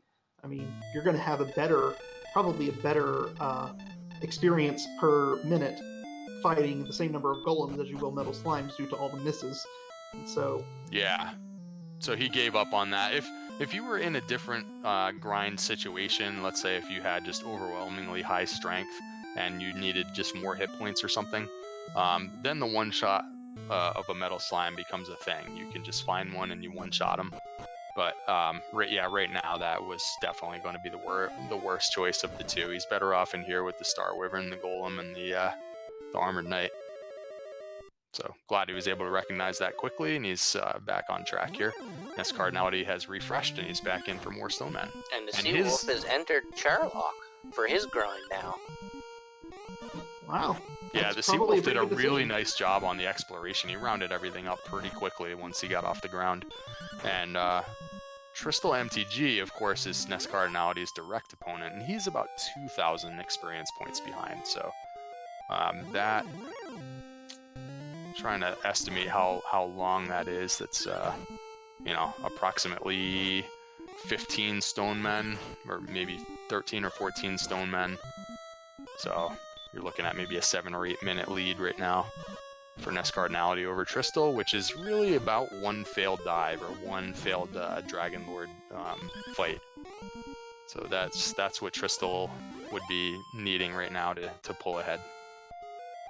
A moment ago, we saw dataplet encounter a wizard on the top floor of Charlock. So if the armored knights are 40%, like it seems like they may be, it looks like we have seen all of our encounters on this top floor, which makes it a blue dragon safe zone and continues to make it a really nice zone for grinding. So we have new stats to look at for NESCardinality on level 16. He does have the hit points now. Finally, triple-digit hit points. We got there.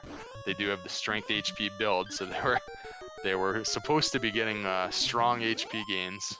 So we got there, 100 hit points. Still very low agility for level 16 statistic, and we're still going to need more power. We're going to 17. Yeah, and it's at least 17 because Death Necklace seems to be pretty out of reach, barring some kind of crazy hit point gain. And typically we're looking at least 10 more power or more in order to get in range here. So you don't often get that all in one chunk. So we could even be going beyond 17, but we'll have to see when he gets there. So now we have all 4 runners in grind mode, so there's not going to be too much exciting going on for now.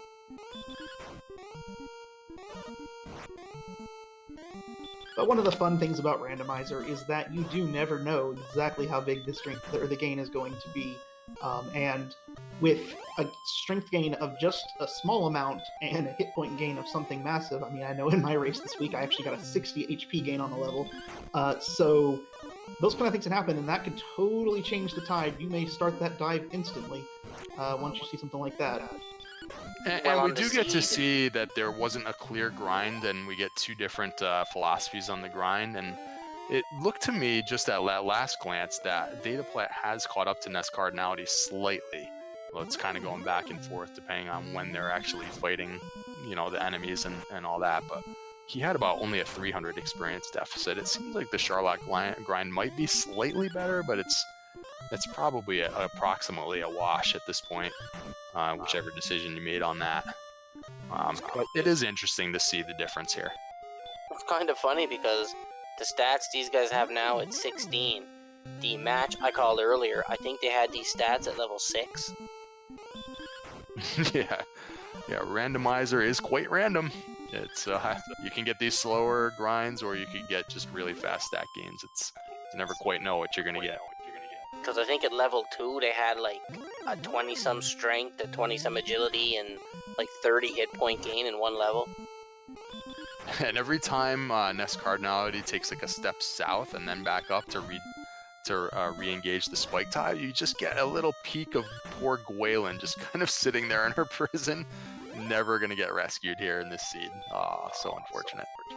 I was wondering, now that you brought her up, it kind of raises a point. If you rescue her and then go beat the Dragon Lord and go back to the castle, does she jump off, or does she just not bother doing anything? She does jump off, and there's like a little bit of extra dialogue that you'd have to watch in order to beat the game. So, yeah, every once in a while that happens when, you know, circumstances are that you're just kind of carrying her around. And I think at my first round match that happened. I ended up finishing the game with Gwaelin, so it happens every once in a blue moon. But it is kind of an alternate ending, if you will.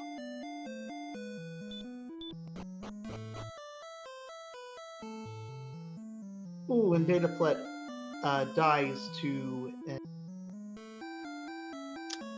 Ooh, yeah, because he had a lot of MP to spare on that. So anytime that your grind kind of gets cut short, and you have to go back to where your grind spot was. That's a little bit of a mistake, and allows your opponents kind of to catch up, or, you know, if he was facing NESCardinality directly, we'll see his lead extend here.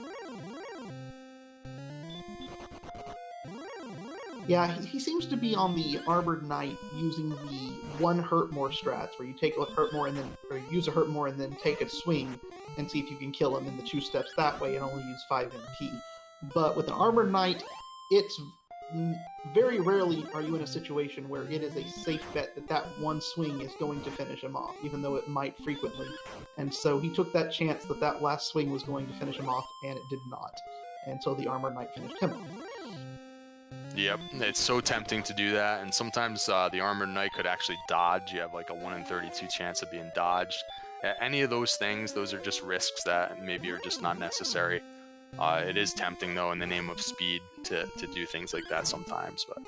But the other thing that occasionally we could talk about with this grind situation is what might be a situation where they would want to grind their way down for the last level. And unfortunately, in this case, they have a very low agility score, and they were unable to get the Silver Shield. So that puts them at a very low defense score for endgame levels, and they're not going to be defense breaking any of the Sharlock enemies at this point. So picking off enemies on the way down right now would be inefficient. And I know NESCardinality in particular oftentimes chooses not to make that decision. I expect him to get the level that he needs while still on the Stoneman grind. The other thing is that if the people in Sharlock are doing their Sharlock grind, once they get their last level, they'll just be that much closer geographically to, you know, going into Sharlock and, you know, going for the end game as well. NESCardinality will have to make that walk to Sharlock from the Swamp Cave.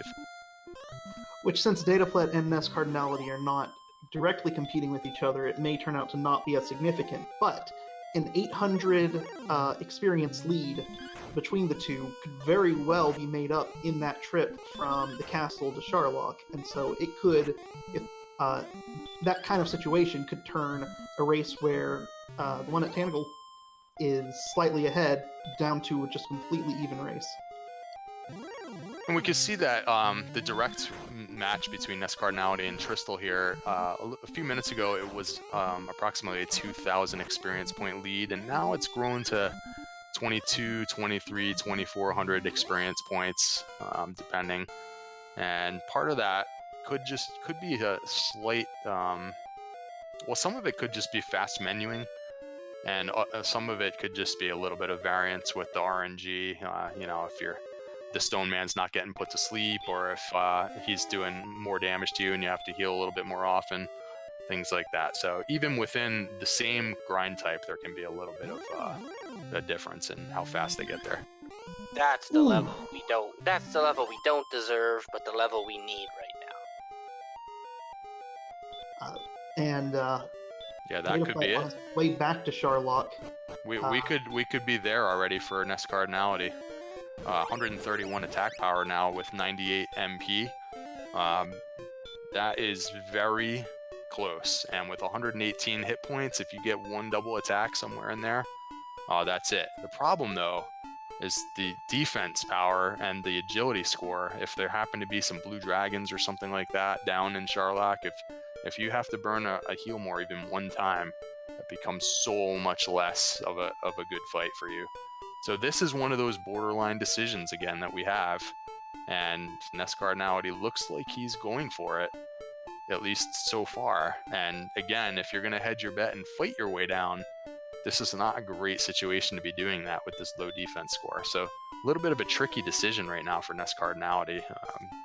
Go for one more level or go for it now. He doesn't yet know what's in Sharlock, so it's hard to know how easy or difficult that dive will be. Yeah, to kind of add to your point, the minimum, or it requires a defense power of 80 to defense break any of the monsters in Sharlock, and that just does the wizard. Outside of that, you need at least 86 to break the werewolf and star wyvern. So it's you're not getting a whole lot of benefit going down right now at all with that defense power, and it's pretty risky. And that's not a very great agility either. Of course, the two are related, and so running away from monsters is also going to be tricky. So, yeah. Well, unless you decide that this level is the level and you want to try and run away from all the monsters and you're not worried about fighting your way down, you're just going for it on this level. It's just that these stats are pretty borderline. On my chart, that I kind of like to have 104 MP if I have 131 attack power.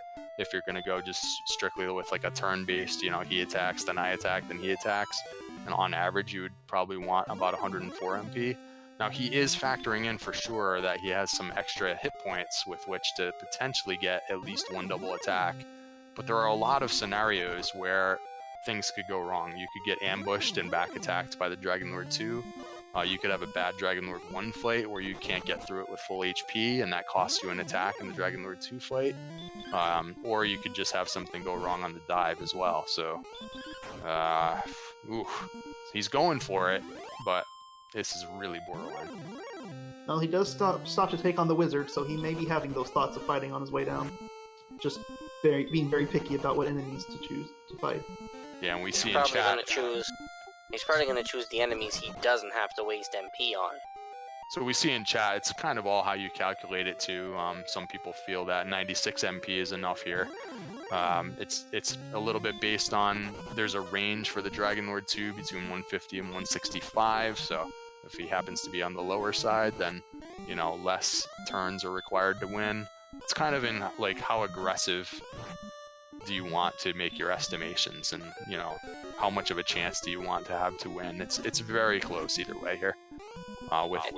With the hit points, I think it's putting NESCardinality over the top. If he had, let's say, only 100 hit points, I would expect him to go another level, but I think he's counting on getting a double attack somewhere during the fight.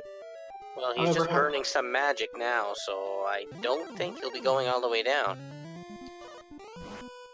Now, at this point, this is probably an exploration dive, or he may have just seen the monsters here and said, you know what, these aren't going to be too bad to grind to level 18 on.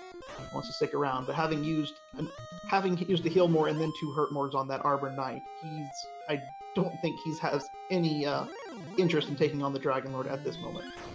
Yeah, so he just switched it. He could now use Sharlock for the grind since he's already here, and he's reversing course. I kind of would have expected him to go down to just at least see like what's on the middle zone, for example. Get a little information. You're grinding on the way anyways.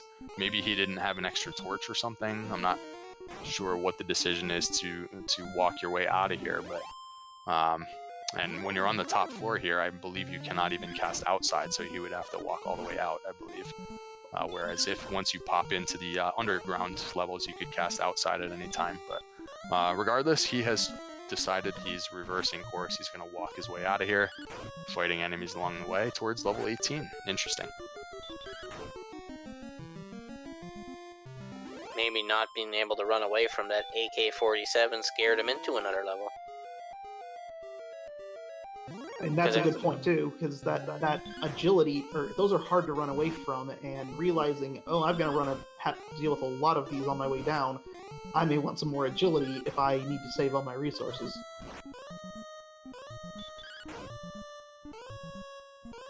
Especially if the bottom floor is full of red dragons and the armored knights and all that stuff. Well, yeah, that's what I mean. That's why I wonder, you know, none of the runners that are in Sharlock have decided to go into the lower levels just to see what's there. It could be useful by the time you get to your final dive to know what you're up against, but I think they realize that this top floor is, you know, it's a good enemy set for grinding, so, you know, why mess with that? Let's just stay here and do the grind. I wonder if dataplet's gonna go down. He's got level 17. And he does have full magic points. He did just run from that golem, so he may be thinking about it. Yeah, it's the exact same decision. It's the same build, same decision that NESCardinality had just had. Same equipment, everything's the same. So if he happens to have to burn any magic on the way, then he might have to switch gears as well. That's what happened in NESCardinality. He was forced to burn a heal more, and that changed his mind. Now it looks like, the point you were making about not going down to the other, to the lower floors, it's possible the thought process is, because we don't know what's waiting there, trying to make that exploration while grinding could end up sending you back to Sharlock before you hit, or sending you back to the castle before you get that level. And while you know that it's there, it's the walk back to Sharlock might not be worth the risk. Yeah, I could see that, but on the other hand, like right now, for example, dataplet is running away from every encounter, and so if he happens to get to a middle zone right now, as he goes down these stairs, that is terrible. All that walking he just did was wasted time, because he's going to realize that he's not going to be able to make it. Well, so far there's a wizard, so far so good. Let's see how much further he can make. Sounds like so far not that bad of a Sharlock dive, except for those armored knights on the top floor occasionally blocking our runners.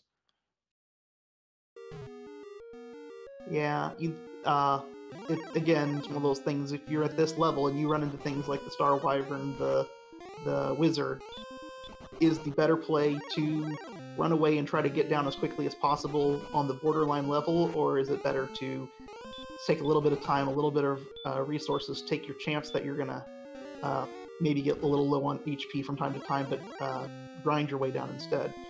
I've actually seen NESCardinality do this before in the past. I've seen several of his practice runs and his races where these borderline situations, he often just decides that it's not worth the risk of failing a dive. He would rather just get the next level. In this case, one of the issues was the agility score and the defense power. And now that he's gotten 18, both of those have been at least improved. So 85 agility is much more average to be running from endgame monsters. 82 defense power is slightly better. You know, you're only going to take 49 from Dragonlord 2 maximum, and so he's ready to go again. He's got just a little bit more on the attack, and I guess approximately the same on MP, but just that little bit of extra attack power gives him a significant cushion now, needing only about 11 heal mores in theory to beat the Dragonlord.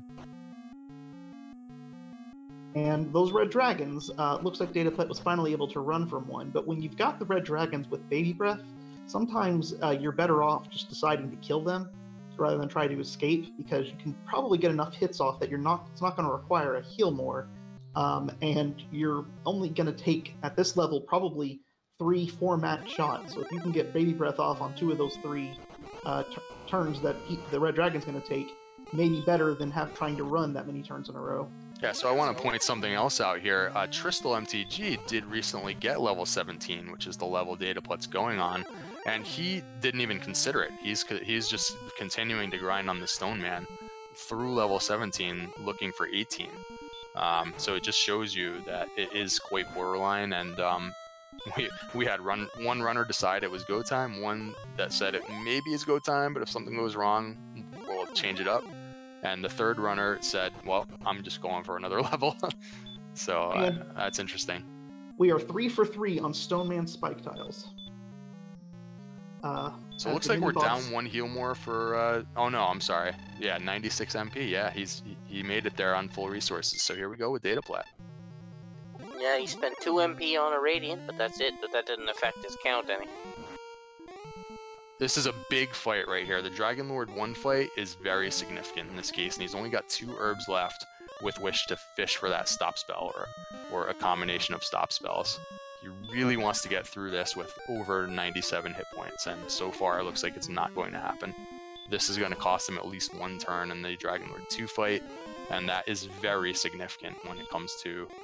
oh, and he's unable to even 3-shot Dragonlord 2, and this is a minor disaster. He has to consider heal mooring up, risk getting ambushed and killed, or he's going to have to heal on the first turn. This is he going to gamble on 42? No. First turn heal more, so he's down basically 2 turns on a borderline level. This is looking grim for dataplet. We have an 11. Meanwhile, our other 3 runners are still grinding. So those were the possibilities. Those are the things that runners like NESCardinality and Tristal, they realize that those things can happen to you. Just the Dragonlord 1 fight that goes wrong can make a difference. So when it's super borderline, sometimes getting the next level is prudent. And here we are with NESCardinality making quick work of 18, and he is approaching the Dragonlord now as well. With his stats, it looked like this fight might be free, but... Looks like NESCardinality also is on full resources, so 90. Yeah, he's got 12 heal mores to work with as well, but he has just those 3 extra attack power.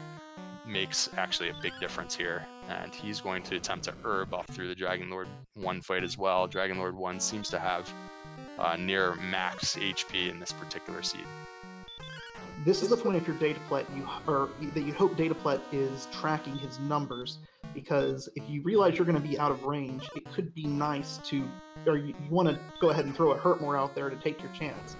NESCardinality finally on his last herb, he gets a low physical attack from Dragon Lord 1, and it keeps him in triple-digit HP. Makes all the difference here. He's a heavy favorite.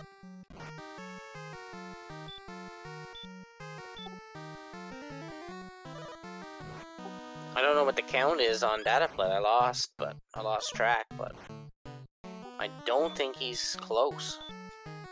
Yeah, you have to consider a hurt more at some point. If you physically can't get to 150, then you have to consider a hurt more on this turn.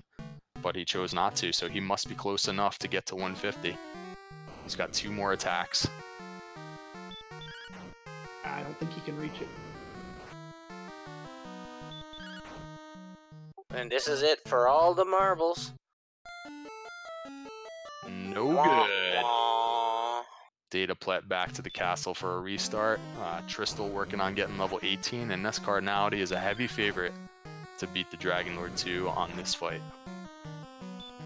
Yeah, NESCardinality's taking some big cuts and still got lots of heal mores left, so it's looking like he's gonna get this one. Barring a miss menu or something, he should be okay. It's interesting to me that both Tristal and NESCardinality, knowing that they're up against extremely skilled and fast opponents, both chose to get the extra level on the borderline decision, maybe hoping that the opponent was going to fail a dive.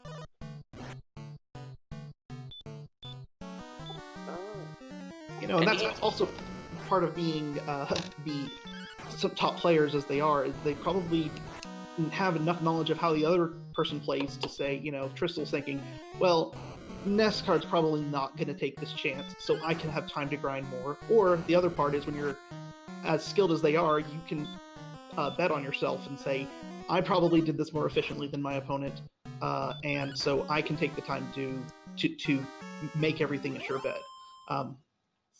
But there goes the Dragon Lord for NESCardinality. Everybody get out your GGs. GG, and a slower than average seed here, a very difficult, challenging seed.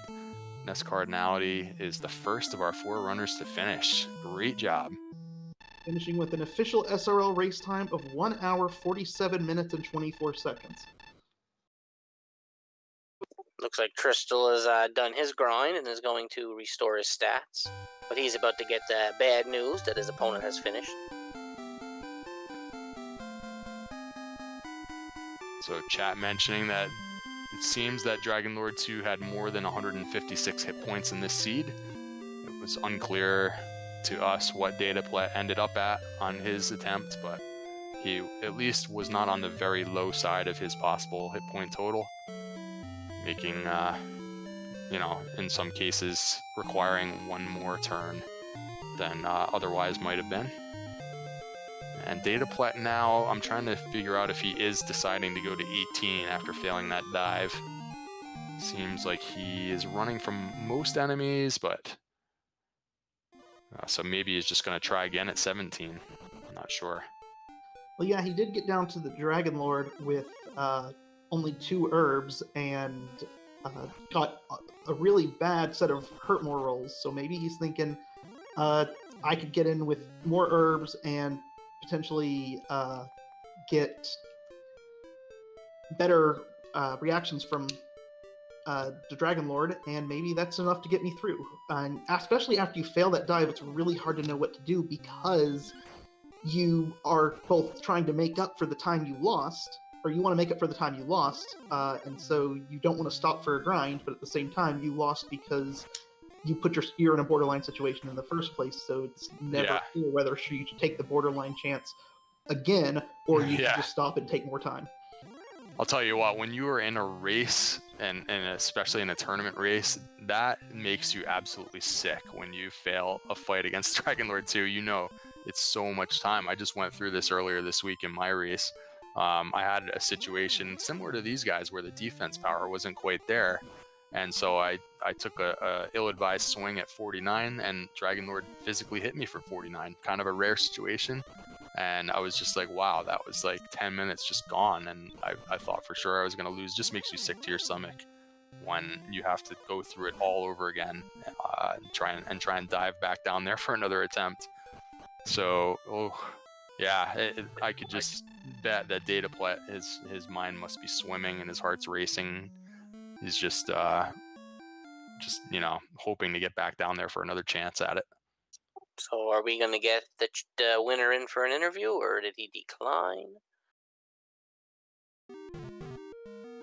I think he'll be back in just a moment. Be here in a moment.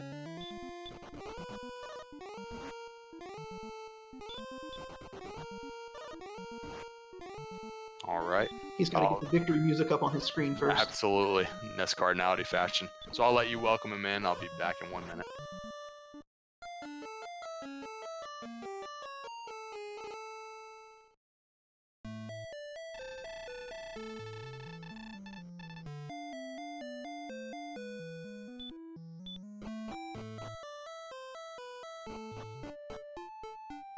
Now with Tristal having reached level 18, he is taking a shot at the, finally walking into Sharlock, and imagine this will probably go pretty smoothly for him as well.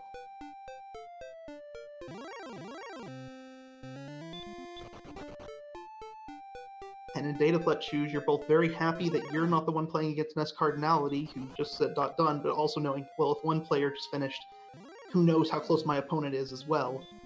And then, especially if this dive goes well for Tristal and he is able to .done, dataplet's going to probably be sweating pretty significantly, not knowing how much of an experience lead he has on the Seawolf. Yeah, it'll be interesting to see if he does decide to grind to 18, or if he decides he's going to try it again.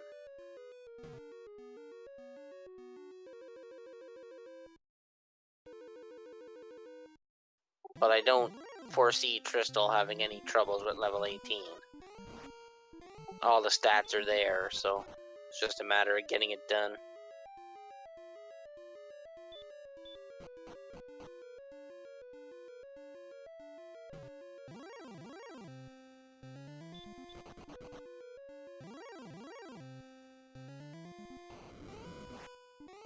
Alright, I'm back. What did I miss? Nothing. Looks like the Seawolf is still on the Sharlock grind, and Tristal, I assume, is probably making his way through Sharlock here. Yep. He's running from as many encounters as he can. Level 18 is his go time. So he's in the middle zone now. And still curious on dataplet's plan. He's still out on the overworld, so... Yeah, I was kind of wondering where he's heading. Back to Sharlock, I guess. Did he get sniped in Sharlock? I thought he had gone back into Sharlock on level 17. He was making his way down again. Yeah, he was making his way down. I missed what happened, but apparently I would assume he did indeed get sniped.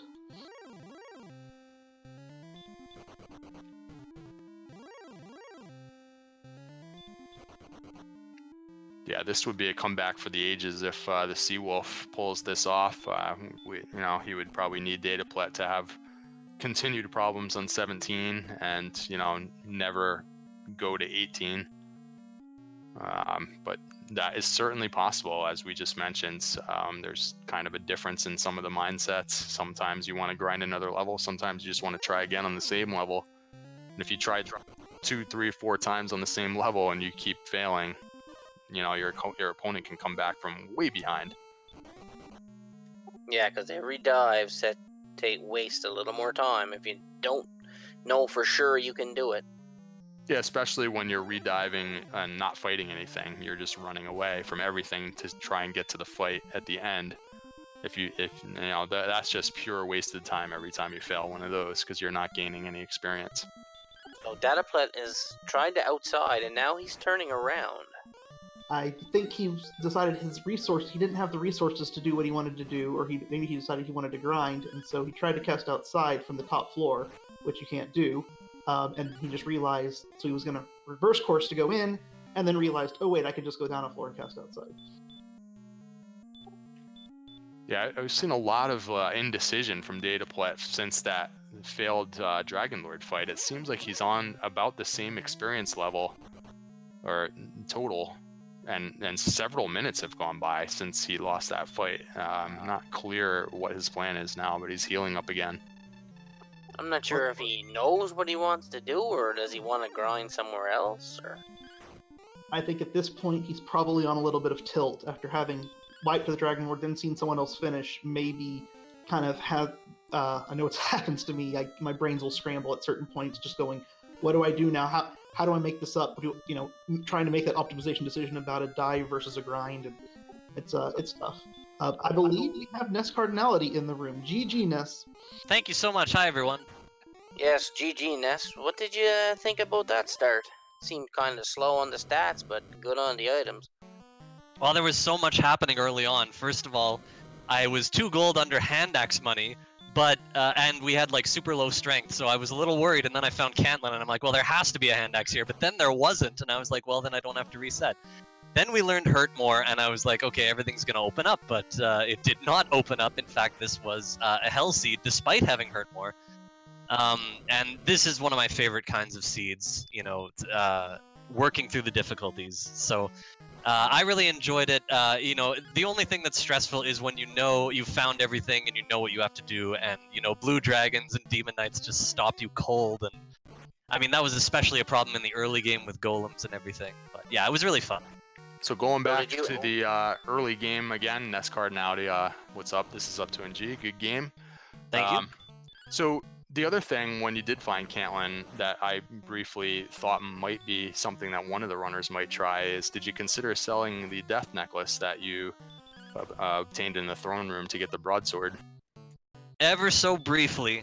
But getting a copper sword and when I was thinking about it, I was like, well, 10 attack power, first of all, in terms of putting it on early, that's the same as the copper sword. And then if I were to sell the death necklace, what else could I have bought, really? Like, armor's not really that helpful in that kind of situation when you're weak early game. And I don't know, was there a broadsword? If there was... Yeah, there was a broadsword. Okay. So that's why I was curious. You went with the copper sword, which definitely is way better than strength of 4. Yeah. But I suppose, for example, there was no copper sword and the broadsword was there. Would that be a slam dunk for you to sell the death necklace then at that point? That's a fantastic question. I suppose, especially with no other towns nearby, I might look around a bit first, and then if I found nothing, maybe I would have to. Maybe I'd even have to reset if I died a few times and lost the gold. It would all come down to, how many slimes there were. We only had 4 strengths to start. There were slimes in the zone, but whether or not I find them right away, I've had seeds where I don't find the slimes for like 30 battles. So the next thing I wanted to know from you is has to do with the end game, because it looked like 17 was really borderline. It looked like you reversed course away from the Stone Man as if you were going to try a dive, and then it looked like you changed your mind and went for one more level. Never changed my mind. Actually, things worked out so well with those golems. That was super lucky. The reason, I was diving, and the reason I didn't go, I mean, obviously I was concerned about my agility, but I was also fighting wizards and star wyverns on the way in. So I had the idea, if there's easy stuff, I'll get the level on the way. And otherwise, I'll gauge what there is, and I'll try running from the harder stuff. So I couldn't run from that last armored knight. As soon as I had to use a heal more, I said that's the moment when I said we're gonna have to heal up. But think about if I didn't find that armored knight and I'd made it past the first 2 floors, I probably would have gone all the way and had an edge, because we might have gotten a double attack somewhere. Even without a double attack, we were pretty close. I think we were a very slight favorite at that point. So that was the thinking behind that, and once I was stopped, I said, we've already gained so much experience, let's just fight. And then the golems poured in, and the level took 5 seconds. It was amazing. Well, everybody GG to Tristal. Tristal, as well, as he has finished off the Dragon Lord with an official SRL race time of 1 hour 57 minutes and 49 seconds. Cool. Sub 2 hour seed for both players on what looked like a very challenging overworld. Yeah, sub 2 hours is always good on a Hell Seed, not only for the difficulties we talked about, but also everything was far away from home. Tilo here. Can you tell me what went into your decision to grind the Stonemen versus elsewhere? I know earlier you'd found a nice little spot in the desert to consistently grind Axemen, which is a much faster battle, and I'm just curious how you decided what you wanted to do, that the Stonemen were where you wanted to get your experience. I was a little worried while I was doing it. I was thinking, these guys aren't worth much, they're taking a while, and if someone found a good Red Dragon hub, maybe that's better. I thought about the overworld, you know, this was all going through my mind. But yeah, like, I knew the Stonemen were in Hawksness, so I decided to check the Swamp Cave next. And when I found a Stoneman there, I just said, well, maybe we only need one more level, and, you know, like, some of the grind spots are going to be far away, they might have blue dragons. I was a little swayed by the fact that I hadn't found something that was just right. I did have, I think it was a 5-player race just a couple days ago, where I ended up grinding in a desert over the two. It was like exactly like this, except I had found a desert that had 3 awesome enemies, and I said that was it. And this one, it was just barely a little questionable, but I'm really curious to see if the other racers grinded outside and if they gained something from it, because you know, it was definitely an option. Well, in chat now we have Tristal. GG, Tristal. This is Hangry here. Yep, GG. Thanks, Hangry. And GG to NESCardinality. GG, Tristal. I was fairly confident in that finish there. I had just had too many deaths early on, and then Invisicoal happened. So I didn't get the armor until like an hour 12 or something, or was it an hour 22? It was really late. Yeah, I found Cole, I think, at 1 hour 11, and I didn't get the armor until a few minutes later, many minutes later, because things stopped me one step away from Cole. But yeah, that was the last thing I found. I felt that, and I also had a lot of early game deaths, so I was constantly worried. Fair enough. So, Tristal, when you hit level 17, what was your decision? Do you think you could make it, or were you just playing it safe to go for 18? No, I didn't think 17 was really possible. With the low agility and no silver shield, I didn't think it was going to happen at high probability at all. Yeah, it was interesting from here. We had one player make the dive all the way down on 17, and one player looked like they were gonna like maybe try for it, and then decided, you know, based on what was in Sharlock, that to just kind of change gears and grind it out to 18 in Sharlock. And then you decided just, nope, there's no shot. I'm just going to 18 right here on the Stoneman. So it seemed like a very borderline decision for everyone, and we had 3 different ways of going about it. Well, and I think all 4 of you had a lot of struggle finding Cole, so that was interesting. Well, dataplet is fighting him at 17 again, and meanwhile the Seawolf has level 16, so he's closing the gap in the experience now. And I think if this doesn't go good for dataplet, I think the Seawolf could catch up here. Yeah, and so to answer your question from before, NESCardinality, we had you and Tristal deciding the Stoneman and the Swamp Cave was the way to go, and in the other race, the Seawolf and dataplet both decided to just go directly to Sharlock and look around on the first floor, which happened to just have pretty much armored knights, golems, and Star Wyvern. I'm not even sure if there's a 4th enemy. The wizards were there. Ah, okay. Yeah, that's right. The wizard also. Yeah, so that's how they were doing their grind, and it looked fairly even between the two, how fast you guys were able to get the experience. Yes, dataplet has finished off the Dragon Lord on level 17, and should be getting his done in any moment here. Get out your GGs, everybody. All right, so now we know 17 was possible. Yeah, Final I SRL did. race time is 2 hours, 3 minutes, and 23 seconds. GG.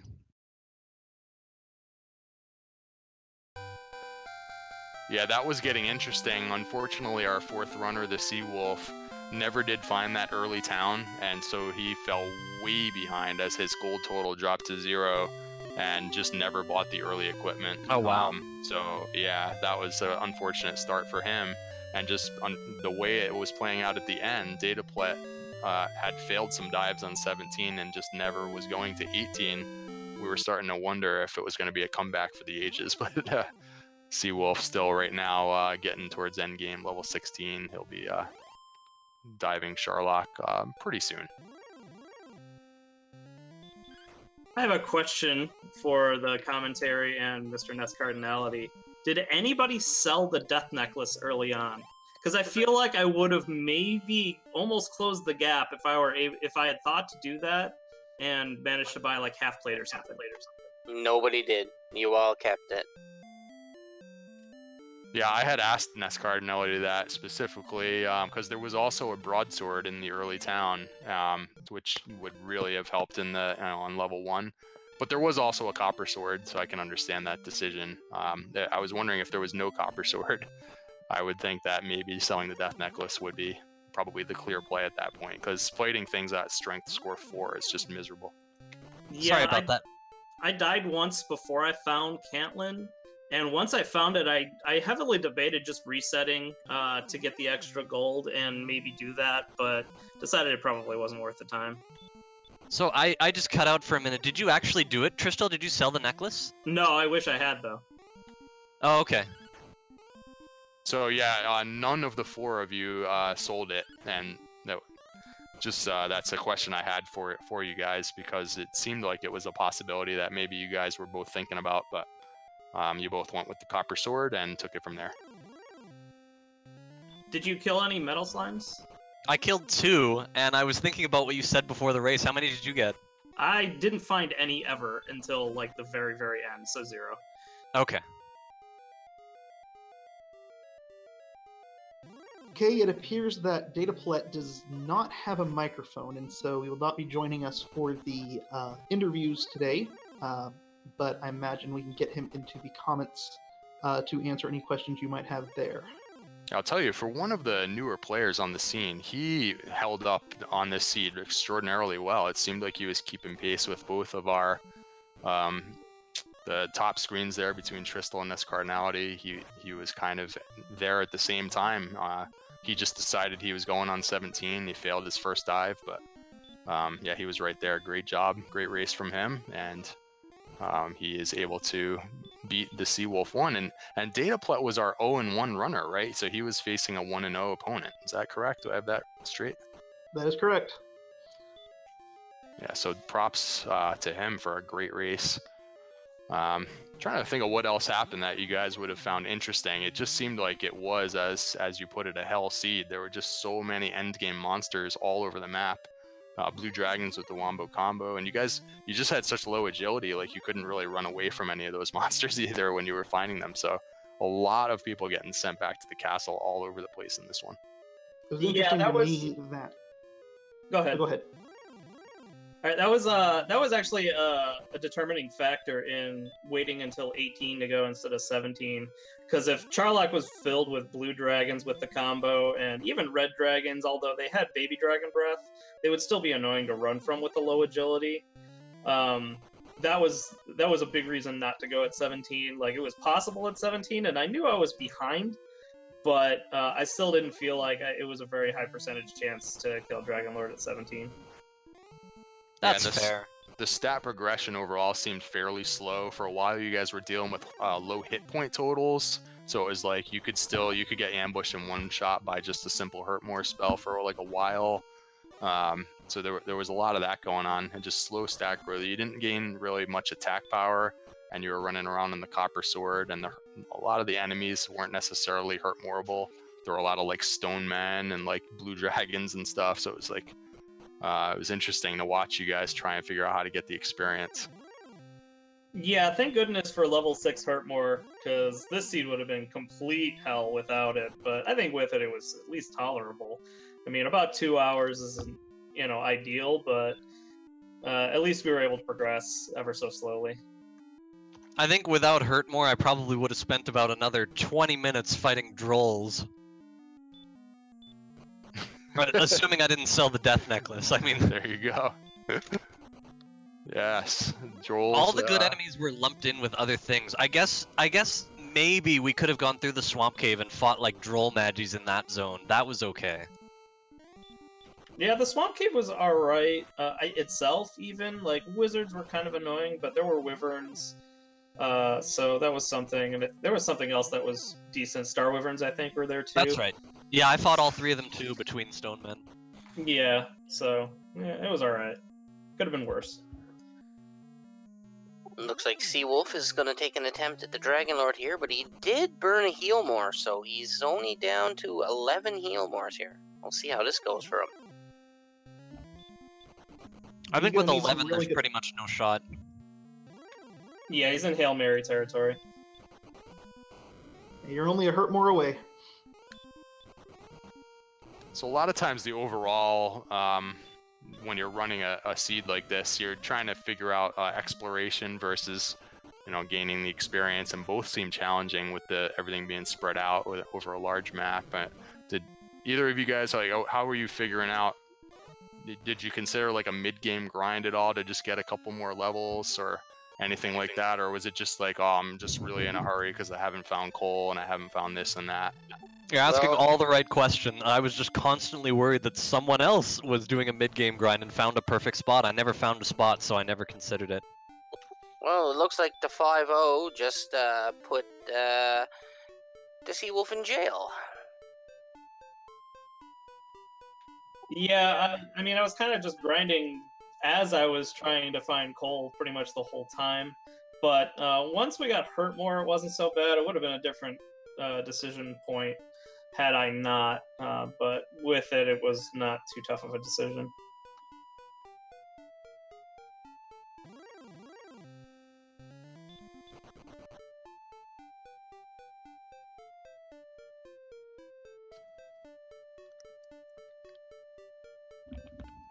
All right, while we wait for the Seawolf to get into endgame, what else is going on? So NESCardinality, that makes 2-0 for you, I suppose. We have 3 rounds left to go before we get to the brackets. Congratulations on that. Meanwhile, everybody in the 1-1 bracket gets to enjoy that they have both possible opponents of Tristal and Game Boy, so that will be fun. Oh, don't worry. There's definitely going to be the match of destiny. I have absolutely no doubt about that. The match of destiny. Very good. Yeah, I can't wait to be in the 1 and 2 bracket. Yeah, Mr. Holmes as well is 1-1 from his earlier match today as well. It's all sorts of stuff is happening. Oh, that's tournament. fine. Those two can play in the 1-1 bracket. That's fine. I'll just play somebody else. That sounds good. There you go. All right, Tristal, I'll take you on in the 1-1. I guess. Who did Mr. Holmes play while I was at work? I believe he lost to the Angry Larry. Or is it just Angry Larry? Yeah, Angry Larry. There was an interesting, that one's worth watching. It was a similar interesting end game decision that was very borderline. Where I believe Mr. Holmes ended up going for it and failed a fight against Dragon Lord 2. And Angry Larry ended up overtaking him. Yeah, Angry Larry sniped that one. I did the commentary on it earlier. Yeah, a very borderline decision on fighting at the end. Yeah, like, I think at the 45-minute mark, he was probably... Oh, he must have been 20 minutes behind. We didn't even think it would be close. And then all of a sudden, bam, he wins.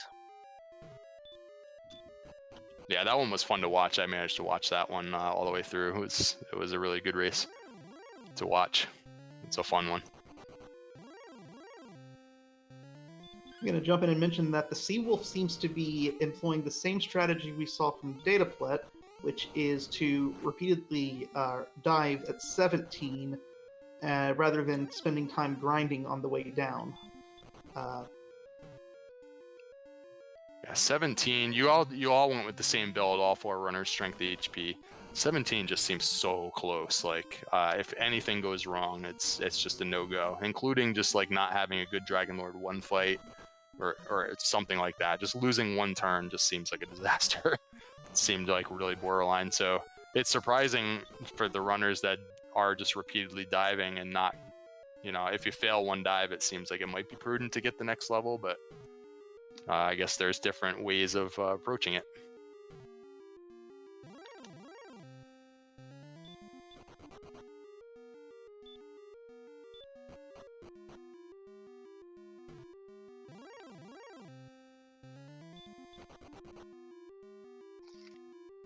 I wish we could think of more questions for our 2 runners here, because it was a very interesting seed to watch. It seemed like it was just full of challenges, but guys made it look kind of easy, so that was pretty good. Well, I don't think it felt easy for any one of us. I think we all the deaths we were incurring, we were all probably very worried about the result. Yeah, it felt pretty bad early on. Just so many exploration deaths, so many unlucky things happening. Later on, once the grind hit, like, that was gonna help wash out that randomness a little bit, because everybody's gonna have to spend so much time grinding somewhere that it doesn't feel so bad. But yeah, it was quite the seed. Looks like Seawolf is having trouble running from another red dragon. Has burned 2 heal mores, so his 17 dive will be pretty well impossible now. Yeah, hopefully he starts fighting for another level soon. This is that problem when you do have the low agility going into a dive. So if you do have the red dragons, and I think the armored knights were on the top floor stopping some people, it's just so hard to get there. Yeah, I was actually a little surprised you didn't go strength agility, because I know I've seen you do that a few times in previous races. I was too. I did it last week, and something changed my mind. I still love both of them. I'm still not convinced that either one is best, but I tried HP this time, and I don't know. I guess strength agility technically would have been better. Maybe I actually would have made it at 17. Who knows? But yeah, either way, I'm still not decided, and I might flip-flop some more. Yeah, I had some hopes at 16. When 16 gave us, I think we had exactly 100 hit points, and if you had gone agility, you'd be at like 95 or something. So if the following levels were mostly just power and MP, that maybe made it so you would have to grind another level than I did.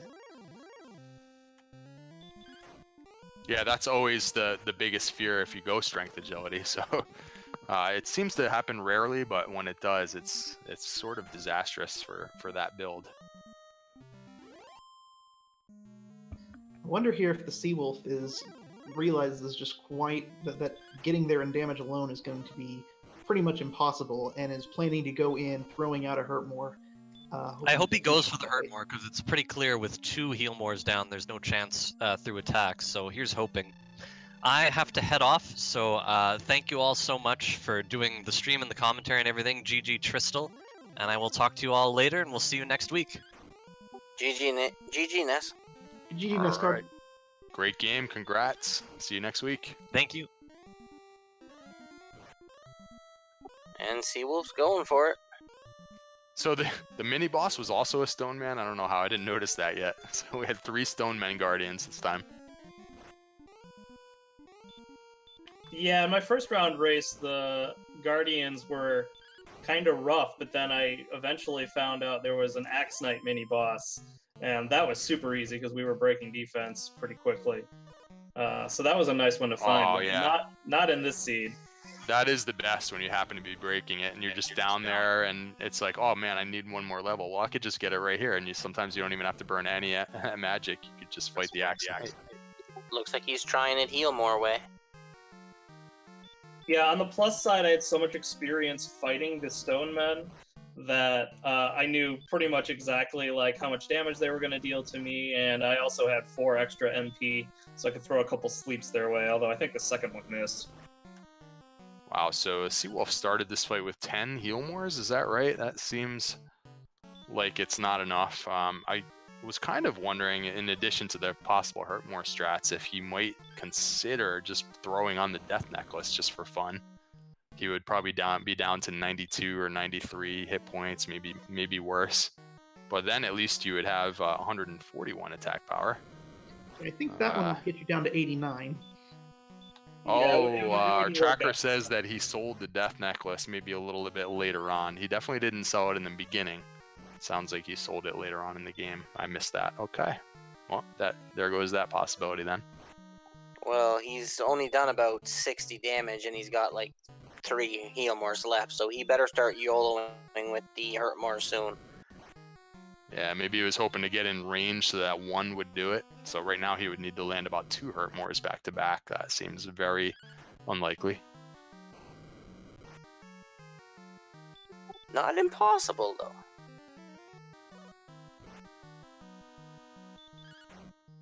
Well, you only got 1 hurt more in the tank if he decides to use it. Here's the moment of truth. Nope, it was Healmore. He's gonna die.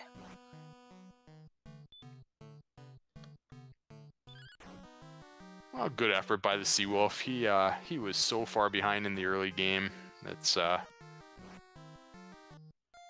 yeah, that was a tough one. Uphill battle for the Seawolf the whole way here. Yeah, that start of the game is what done it. When he didn't go left enough to find the town, and he tried to grind right away and lost all his gold. That's pretty much what set him back.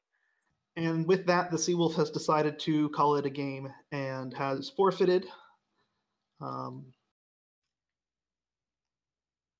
Yeah, seems understandable. Give it one more chance against the Dragon Lord, and yeah, great game by the Seawolf. Good tournament for him so far. He'll be at 1-1. Plenty of tournament left for him. And so yeah, we're 2 hours and 20 minutes into this one, so I suppose he's just tired of it as well.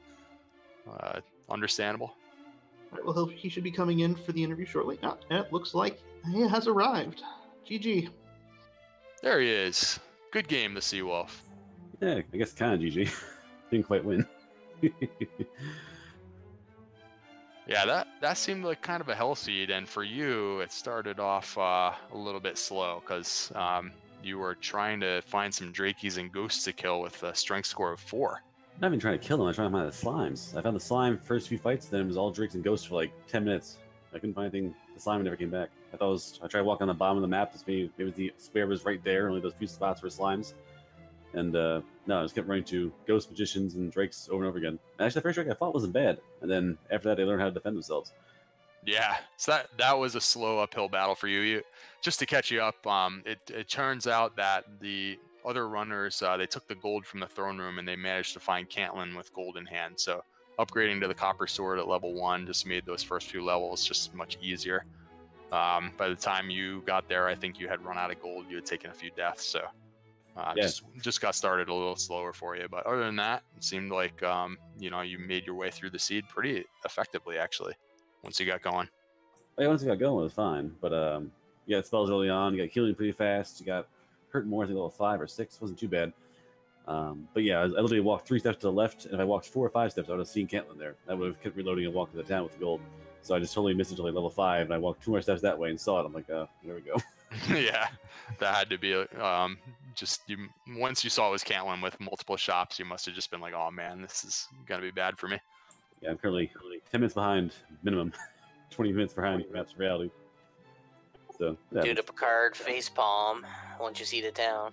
One of the things I think that the other runners, it may have just been a matter of they just were checking out the hills there just to see if that was still in the zone, because hill tiles have a faster encounter rate. And if you just happen to step into those hills, the town would just appear on your screen. So yeah, it's just one of those things. Yeah, right by the town was a forest. I figured I'd just walk a little faster in the forest and have a higher encounter rate and not be stopped every step.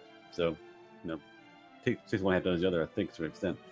But no, it's a matter of if I did a precursor. I went left a little bit, went right a little bit, went north a little bit, and just didn't see anything. So I just, ground on by 4 strength. My no spells. I figured I'll just punch slimes until I get to level 3 and see what happens. Yeah, so once you got through that period, you did get, I think, the heal spell level 3, so then that helped you survive a little longer. Heal more came at some point, and then you got hurt more. There's still quite a lot of challenges after that, though. What did you think once you got to level 6? How did things go from there? It looked like low agility, low hit points, a lot of tough monsters. Yeah, what were you thinking at that point? That's pretty crappy across the board. It was just a matter of I was trying to find something. I found the old man Caitlyn and said, let's go up him and find the armor real fast. Means by potential, it'll be easy grab. And obviously it's not on the map. So I was like, okay, never mind, not there. Found a few caves where I got the Garen's Grave actually. By luck, I got the Garen's Grave, and I got every chest but the last chests, and it was all garbage. Mountain Cave was all trash, I think. Every freebie out in the world basically didn't happen. Like coal, I think, was the fairy flute. The treasury had the token, which is nice, but no weapons or armor. So basically, nothing was free. Yeah, I want to say coal was actually the armor, which none of you guys found for like forever. Like the town of Coal was the last town on the map, I guess, for everyone. Fairy flute, I guess, must have been Hawksnest, maybe. Yeah, Fairy flute was Hawksnest. It was behind Snowman, which I managed to kill. Yeah, coal was right by. Not right by. It was in the top right corner of the map. So you had to wind around like 3 or 4 pretty narrow passageways to get to it. On the top right had that. Swamp Cave led to the bottom left of the map, which only had, I think, I think I had the Mountain Cave that would end up being a dud. So basically led to that and a bunch of open land. But having Charlock right by Garanham was pretty handy.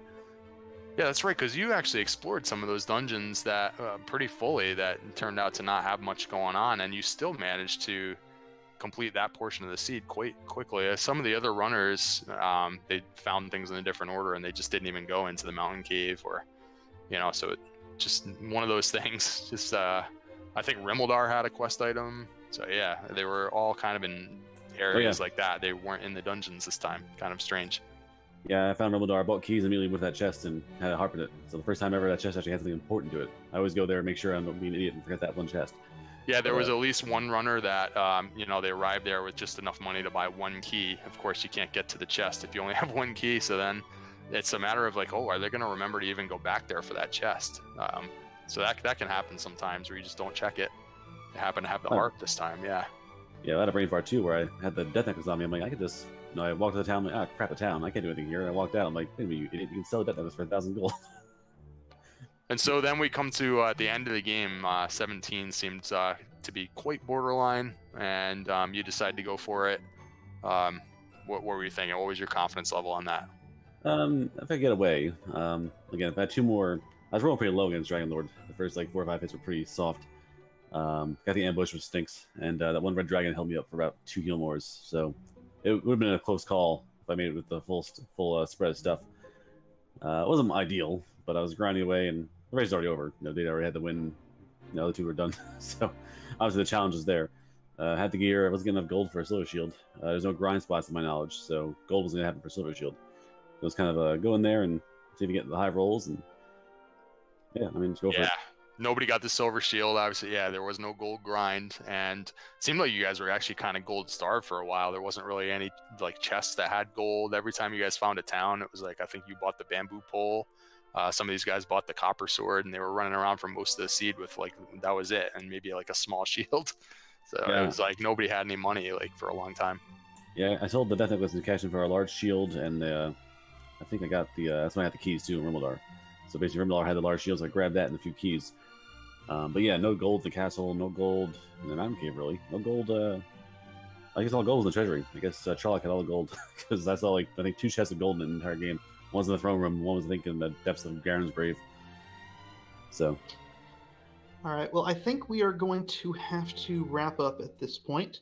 But GG to all of our runners. And thank you to our people behind the scenes, Melee Wizard, for tracking, and also High Spirits for the restream, and with the Hangry Canuck and Up to NG, any final thoughts? No, that about sums it up. What a great race we saw tonight, though.